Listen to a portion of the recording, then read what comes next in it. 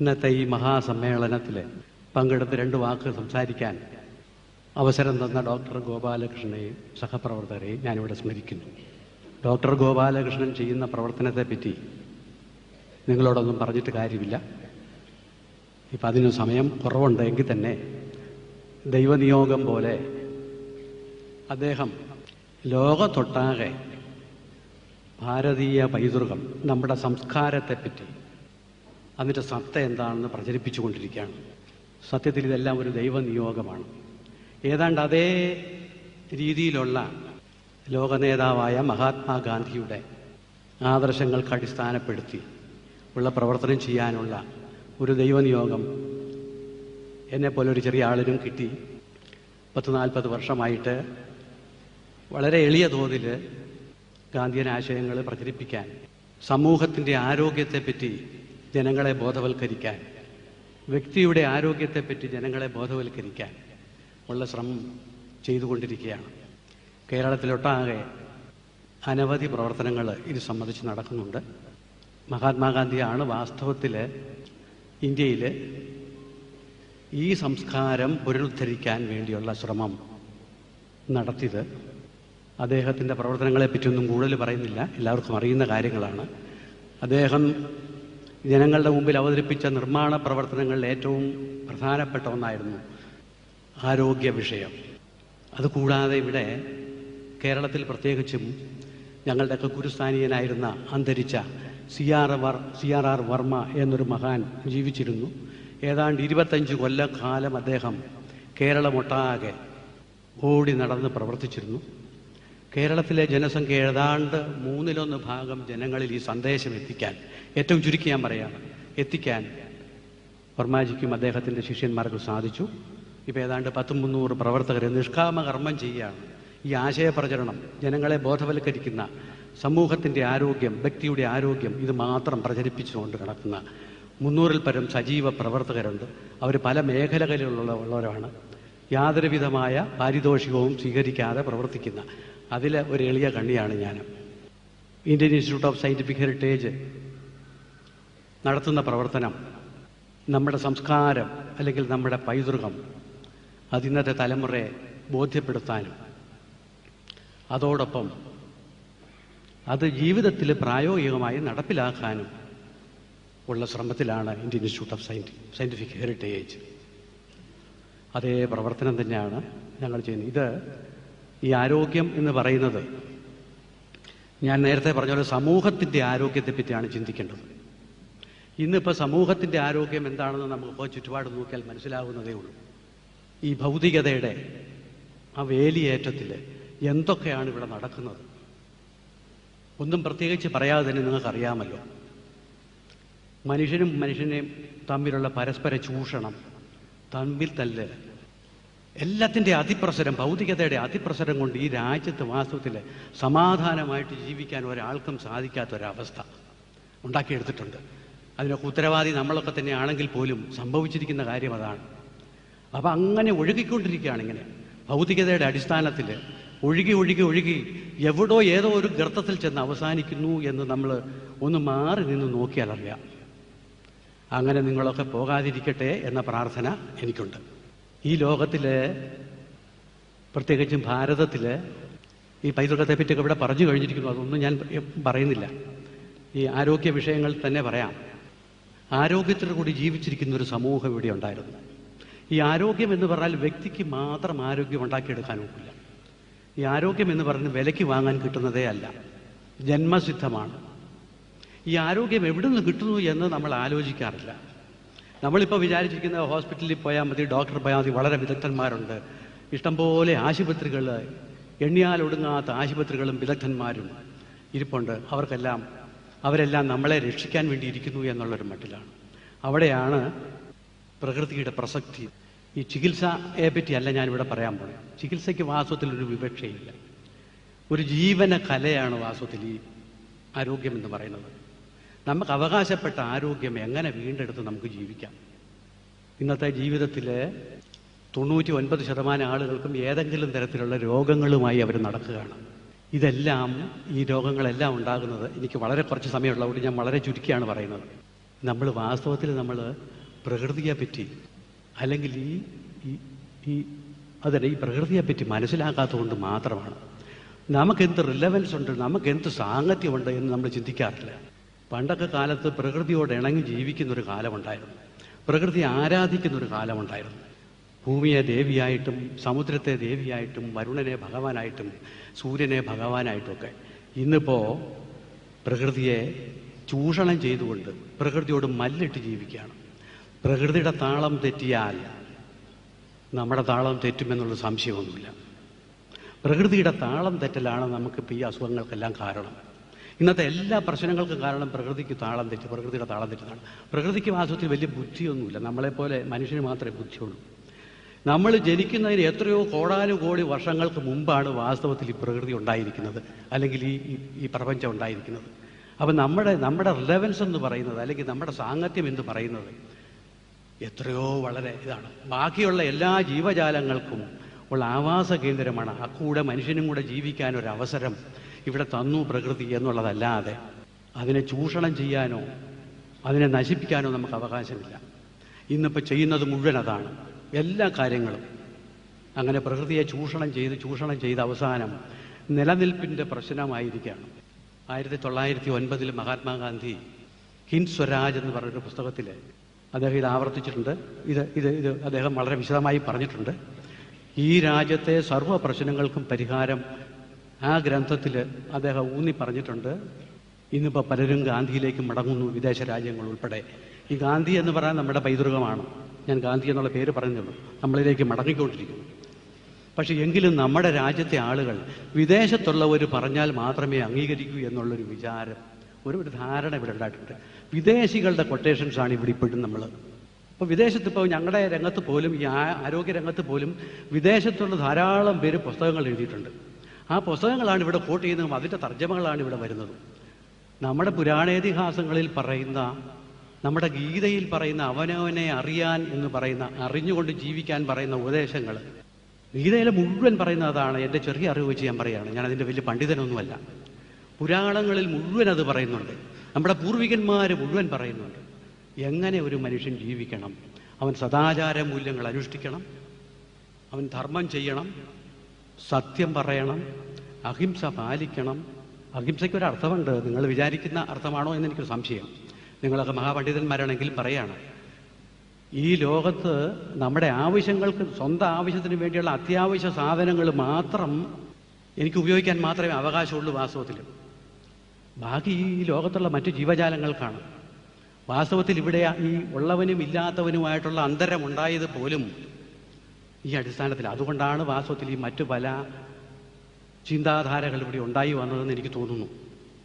അപ്പോൾ പ്രകൃതിയുടെ ഒരു നിയമമുണ്ട്. പ്രകൃതിയിലുള്ള എല്ലാ സാധനങ്ങളും, എല്ലാ വിഭവങ്ങളും ഈ ഇവിടുത്തെ എല്ലാ ജീവജാലങ്ങൾക്കും തുല്യമായി വീതിച്ച് അത്യാവശ്യത്തിന് ഉപയോഗിക്കാനുള്ള വിഭവങ്ങൾ ഉണ്ടെങ്കിൽ പോലും ആവശ്യത്തിൽ കൂടുതൽ നമ്മൾ ഉപയോഗിക്കുന്നതിനാണ് അഹിംസ എന്ന് പറയുന്നത്, അല്ലെങ്കിൽ ഹിംസ എന്ന് പറയുന്നത്.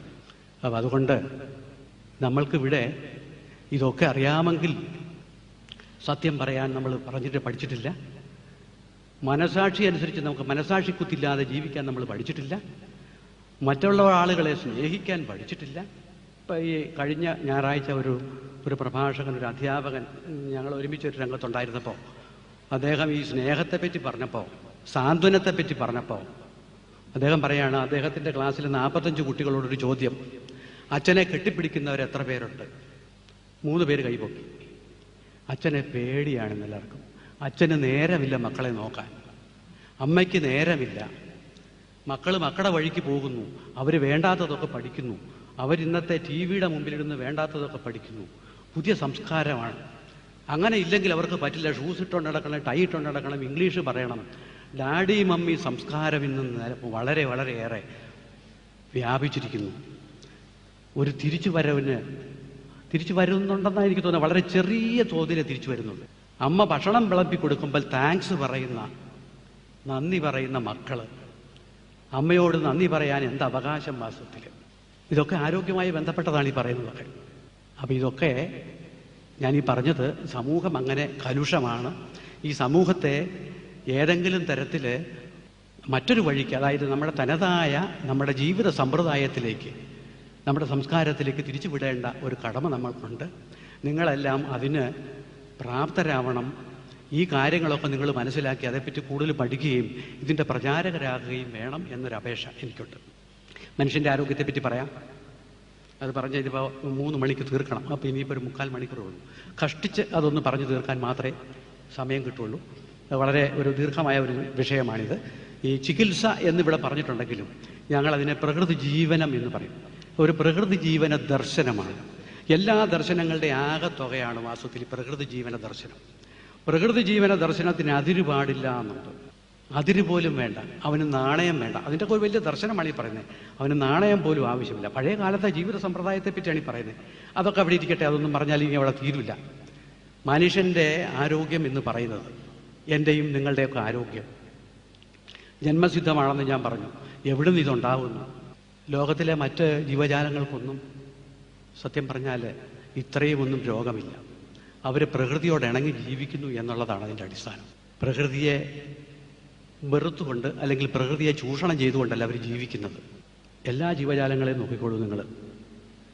നമ്മളെ വീട്ടിൽ വളർത്തുന്ന മൃഗങ്ങൾക്കാണ് ആനിമൽ ഹസ്ബൻഡറി ഡിപ്പാർട്ട്മെൻറ്റ് ഉണ്ടായതും അവരെ ചികിത്സിക്കുന്നതും. അതോടുകൂടി അവർക്കും രോഗങ്ങളായി. പണ്ട് കാലത്ത് വീടുകളിൽ പ്രസവിക്കുമായിരുന്നു. ഇന്നിപ്പോൾ പ്രസവം ഒരു വ്യവസായമായി മാറിയിരിക്കുകയാണ്. നല്ല ദിവസം നോക്കും, ആ ദിവസം തന്നെ ഓപ്പറേറ്റ് ചെയ്യണം. അമ്മയ്ക്ക് വേദന അനുഭവിക്കാൻ ഒക്കില്ല, കുഞ്ഞിന് പാല് കൊടുക്കില്ല, പാല് വറ്റാനുള്ള മരുന്നുകൾ, അങ്ങനെ പോകുന്നു. എങ്ങനെയാണ് ഈ അടുത്ത തലമുറ? അമ്മയുടെ സ്നേഹം കിട്ടുന്നുണ്ടോ? അമ്മയുടെ പാല് കുടിക്കുന്നുണ്ടോ? അമ്മയുടെ സാന്ത്വനമുണ്ടോ? അപ്പോൾ അടുത്ത തലമുറയെ വളർത്തുന്ന നിങ്ങളെല്ലാം ഞാൻ വളർത്തിക്കഴിഞ്ഞു. അതുകൊണ്ട് എനിക്ക് പറയാം, ഭാഗ്യം കൊണ്ട് പാഴായി പോയില്ല, ദൈവാധീനം കൊണ്ടാണ്, അല്ല എൻ്റെ മിടുക്കല്ല. അപ്പം അതുകൊണ്ട് നമ്മുടെ ആരോഗ്യം സംരക്ഷിക്കാൻ ഗാന്ധിജി പറയാറുണ്ട്, അവനവൻ്റെ ഡോക്ടറാവണം. ഈ രാജ്യത്തൊരു വ്യവസ്ഥയുണ്ട്. നമ്മുടെ അനുഷ്ഠാനങ്ങളൊക്കെ അതിൻ്റെ അടിസ്ഥാനത്തിൽ അനുഷ്ഠാനങ്ങൾ പാലിച്ചുകൊണ്ട് അത് ചെയ്തുകൊണ്ട് ജീവിച്ചാൽ മാത്രം മതി. നമുക്ക് മാത്രമേ അത് ഉള്ളൂ താനും. നമ്മുടെ രാജ്യത്ത് മാത്രമേ അതുള്ളൂ. പ്രത്യേകിച്ചും കേരളത്തിൽ വളരെ ശക്തമായിട്ടുണ്ട്. മറ്റു സ്ഥലങ്ങളിൽ ഇല്ലെന്നല്ല. ദിവസവും രാവിലെ എണീറ്റ് കുളിക്കുന്ന സമ്പ്രദായമൊക്കെ മറ്റു സ്ഥലങ്ങളിലൊക്കെ കുറവായി ഇവിടുത്തെ പോലെ. ഈ ശുദ്ധിയിലും വൃത്തിയിലും ഒക്കെ കേരളക്കാരെ പോലെ ഇത്രയും ഇത്രയും കൂടിയ ആളുകൾ വേറെ ഉണ്ടോയെന്ന് സംശയമുണ്ട്. അപ്പോൾ നമുക്ക് എവിടുന്ന് എങ്ങനെ രോഗമുണ്ടാകും? ഏതാണ് ഇതിൻ്റെ അടിസ്ഥാനം? ഓടുന്ന വണ്ടിക്ക് പെട്രോൾ ഒഴിക്കുന്നതിന് പകരം പച്ചവെള്ളം ഒഴിച്ചാൽ എങ്ങനെ ഇരിക്കും? പെട്രോൾ ഒഴിക്കേണ്ടതിന് പകരം പച്ചവെള്ളം ഒഴിക്കുന്ന സ്വഭാവം, ഇതാണ് ഇപ്പം നമ്മൾ ചെയ്തുകൊണ്ടിരിക്കുന്നത്. പച്ചവെള്ളം ഒഴിച്ചാൽ എന്തായാലും അതിന് വണ്ടി ഓടുകയില്ല. നമുക്കൊക്കെ ഒരു ഡെസ്റ്റിനേഷൻ ഉണ്ട്. ഒരു സ്ഥലത്ത് എത്തണം. നമ്മൾ ജനിക്കുന്നതും മരിക്കുന്നതും ഒക്കെ നമുക്ക് വാസ്തവത്തിൽ നമുക്ക് നിശ്ചയമില്ല. എങ്ങനെയോ സംഭവിച്ചിരിക്കുന്നു. ഒരു നിയോഗമാണതും. ജനിച്ചതിനെപ്പറ്റി നമുക്കറിയില്ല. ജനിച്ചിട്ട് ആരാകും എന്നുള്ളതിനെപ്പറ്റി നമുക്കറിയില്ല. ജനിച്ചിട്ട് എന്നും നമ്മൾ തിരിച്ചു പോകുമെന്നുള്ളത് നമുക്കറിയില്ല. ഇതൊരവസ്ഥ. ഈ അവസ്ഥയിൽ നമ്മൾ വാസ്തവത്തിൽ നമ്മുടെ ഡെസ്റ്റിനേഷനിൽ എത്തണമെങ്കിൽ എപ്പോഴും ബ്രേക്ക് ഡൗൺ ആകാത്ത ബസ്സിൽ കയറണം. എപ്പോഴും ബ്രേക്ക് ഡൗൺ ആകുന്ന ബസ്സാണെങ്കിൽ നമ്മൾ കയറി അങ്ങ് എത്തില്ല. എപ്പോഴെങ്കിലും എത്തും. പക്ഷെ നമ്മൾ ഇങ്ങനെ തളർന്ന് ഇങ്ങനെ കിടക്കും. അപ്പോൾ അതുകൊണ്ട് ബ്രേക്ക് ഡൗൺ അല്ലാത്ത ബസ്സിൽ കയറി യാത്ര ചെയ്യാൻ പഠിക്കണം. ഈ ദ്വാരമില്ലാത്ത ബോട്ടിൽ യാത്ര ചെയ്യണം. പച്ചവെള്ളം ഒഴിച്ചാൽ പോരാ, പെട്രോൾ തന്നെ ഒഴിക്കണം. നമ്മുടെ ശരീരത്തിനും ഇതൊക്കെ തന്നെ ആപ്ലിക്കബിളാണ്. ശരീരം ഒരു കാണുന്ന ഒരു ശരീരമായിട്ട്, കാണാത്ത ശരീരത്തെപ്പറ്റി ഒരുപാട് പറയാനുണ്ട്. അത് കാണുന്ന ഒരു ശരീരത്തെപ്പറ്റി പറഞ്ഞാൽ, ഈ ശരീരത്തിനൊരു ഘടനയുണ്ട്. അത് ദൈവ സൃഷ്ടിയാണ്. ഈ സൃഷ്ടിയെ നമുക്ക് മാറ്റിയെടുക്കാൻ ഒക്കില്ല. ഇതിനെപ്പോലെ ഒരു യന്ത്രം ഇങ്ങനെ കാണുന്ന ശരീരത്തിനെ നമുക്ക് ആർക്കും ഒന്നും ചെയ്യാൻ അവകാശമില്ല, ചികിത്സിക്കാൻ അവകാശമില്ല, വെട്ടിമുറിക്കാൻ അവകാശമില്ല. ഇത് വെറും വേദാന്തം പറയല്ല. പ്രായോഗിക ജീവിതത്തിൽ ഇതൊക്കെ നടപ്പിലാക്കാൻ പറ്റുന്നതാണ്. വെട്ടിമുറിക്കാൻ അവകാശമില്ല, ചികിത്സിക്കാൻ അവകാശമില്ല, വിഷവസ്തുക്കൾ കൊടുക്കാൻ അവകാശമില്ല. അതിൻ്റെയൊക്കെ റിയാക്ഷനാണ് നമുക്കിപ്പോൾ ഈ രാജ്യത്ത്. നമ്മൾ ഈ മനുഷ്യരെല്ലാം ആശുപത്രികളിലൊക്കെ എത്ര ആളുകളാണ്, എന്തൊരു തിരക്കാണ്. ഒന്ന് പോയി നോക്കിയാൽ അറിയാം. ഏത് വീട്ടിലാണ് രോഗമില്ലാത്ത ഒരു വീടുള്ളത്? രോഗം കുറേയൊക്കെ നമുക്ക് പൂർവ്വജന്മാർജിതമായിട്ട് കുറച്ചൊക്കെ വരാം, നമ്മൾ ഉണ്ടാക്കിയെടുക്കുന്നത് വരാം. അതിനൊക്കെ ചില മാർജിൻ ഇട്ടുകൊണ്ടാണ് ഞാൻ പറയുന്നത്. പക്ഷേ ഒന്ന് ആലോചിച്ച് നോക്കണം. നമ്മൾ നമ്മുടെ സ്വന്തം കാര്യങ്ങളെപ്പറ്റി ആലോചിച്ച് നോക്കണം.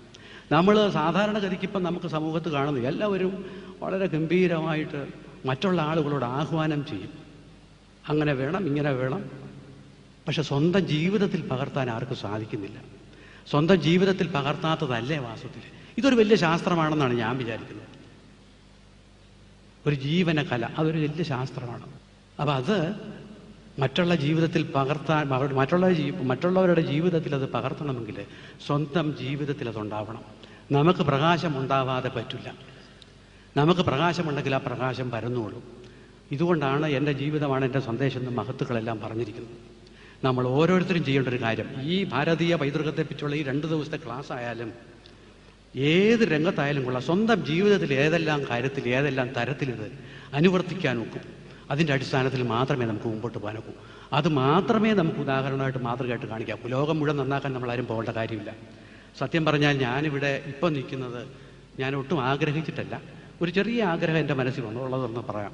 ഈ ഗോപാലകൃഷ്ണൻ സാറ് എന്നെ വിളിച്ചപ്പോൾ ഞങ്ങൾ തമ്മിൽ കുറച്ച് ഒരുമിച്ചപ്പോൾ കുറച്ച് വർക്ക് ചെയ്തുകൊണ്ടിട്ടുണ്ട്. ഇപ്പോഴധികം ഇല്ല, ഇപ്പം ഞങ്ങൾക്ക് ഒരുമിച്ച് കൂടാനൊക്കാറില്ല. ഒരാളെ വേണം, അല്ലെങ്കിൽ ഞാൻ വരണം എന്ന് അയാണ്ടിങ്ങനെ പറഞ്ഞു. അപ്പോൾ ഞാൻ പറഞ്ഞു ഞാൻ വരാമെന്ന് പറഞ്ഞു. മറ്റേ എന്നെക്കാളും പ്രഗത്ഭന്മാരായി ഈ വിഷയത്തെപ്പറ്റി സംസാരിക്കാൻ ആളുകളുണ്ട്. അപ്പോൾ ഇത് ഒരു പരിപാടി മുഴുവൻ അറ്റൻഡ് ചെയ്യണം എന്നുള്ള ഒറ്റ വിചാരത്തിൽ ഞാൻ വന്നതാണ്. ഡോക്ടർ ഗോപാലകൃഷ്ണൻ സാറ് പറയുന്ന അതേ കാര്യം തന്നെയാണ് ഈ രാജ്യത്തിന് ഏറ്റവും വലിയ ആവശ്യമായ കാര്യങ്ങൾ. ഇവിടെ ശാസ്ത്രം എന്നൊക്കെ പറഞ്ഞാലും ഇവിടുത്തെ ജീവിത രീതിയെപ്പറ്റി പറഞ്ഞാലും പൈതൃകം പറഞ്ഞാലും ഒക്കെ നമ്മുടെ നിലനിൽപ്പാണ്, ഈ ലോകത്തിൻ്റെ നിലനിൽപ്പിന് വേണ്ടി, ഈ ഭാരതത്തിൻ്റെ പൈതൃകം സംസ്കാരം നിലനിർത്തുന്നതിന് വേണ്ടിയുള്ള ഒരു പദ്ധതിയാണ് അദ്ദേഹം ഉണ്ടാക്കിയിരിക്കുന്നത്. അതുതന്നെയാണ് ഇവിടെ ഞാനും പറയുന്നത്. ആരോഗ്യത്തോടു കൂടി സമാധാനപൂർണ്ണമായ ഒരു ജീവിതം നയിക്കാൻ, അടിപൊളിയായിട്ട് ജീവിക്കാനല്ല പറയുന്നത്. ഒരു സെറ്റ് ആളുകളുണ്ട്, അവർക്ക് എന്ത് വന്നാലും തിരക്കിടില്ല. ഹോസ്പിറ്റലുണ്ട്, എക്സ്പെർട്ട് ഡോക്ടർമാരുണ്ട്, ഫാമിലി ഡോക്ടേഴ്സുണ്ട്, കൺസൾട്ടൻസ് ഇഷ്ടം പോലെ ഉണ്ട്. അവരെല്ലാം പരിഹരിച്ചോളൂ എന്ന് പറഞ്ഞു എങ്ങനെയെങ്കിലും കഴിഞ്ഞുകൂടുന്ന ആളുകളുണ്ട്. ആർക്കും നേരമില്ലെന്നാണ് പറയുന്നത്. 24 മണിക്കൂർ അവർക്ക് പോരാ. ഇനിയിപ്പോൾ അത് ദൈവം തമ്പുരാൻ 36 മണിക്കൂറായിട്ട് കൊടുക്കേണ്ട ഒരു സ്ഥിതിവിശേഷത്തിലാണ് ഇപ്പോൾ ആളുകൾ ഓടിച്ചാടി നടക്കുന്നത്. അവരെന്തൊക്കെയോ വെട്ടിപ്പിടിക്കുകയാണ്. ഈ വെട്ടിപ്പിടിച്ചിട്ട് അവർ പോകുമ്പോൾ ഇതെല്ലാം കൊണ്ടുപോകുന്നുണ്ടോ എന്നൊരു സംശയവും.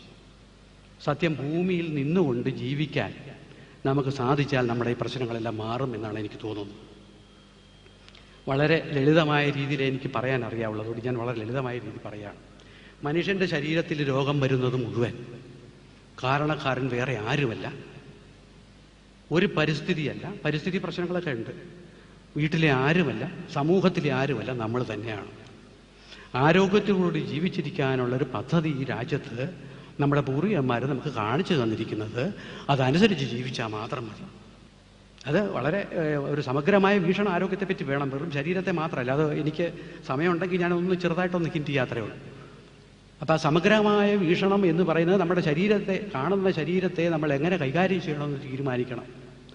എൻ്റെ കണ്ണ് കാണുന്നതും കാത് കേൾക്കുന്നതും ഞാൻ ശബ്ദിക്കുന്നതും എൻ്റെ ഹൃദയം ഇടിക്കുന്നതും എൻ്റെ രക്തമോടുന്നതും എൻ്റെ ശരീരത്തിൽ രക്തമോടുന്നതും ഒക്കെ എൻ്റെ മിടുക്കാണെന്ന് ഞാൻ വിചാരിച്ചാൽ അബദ്ധമാണ്.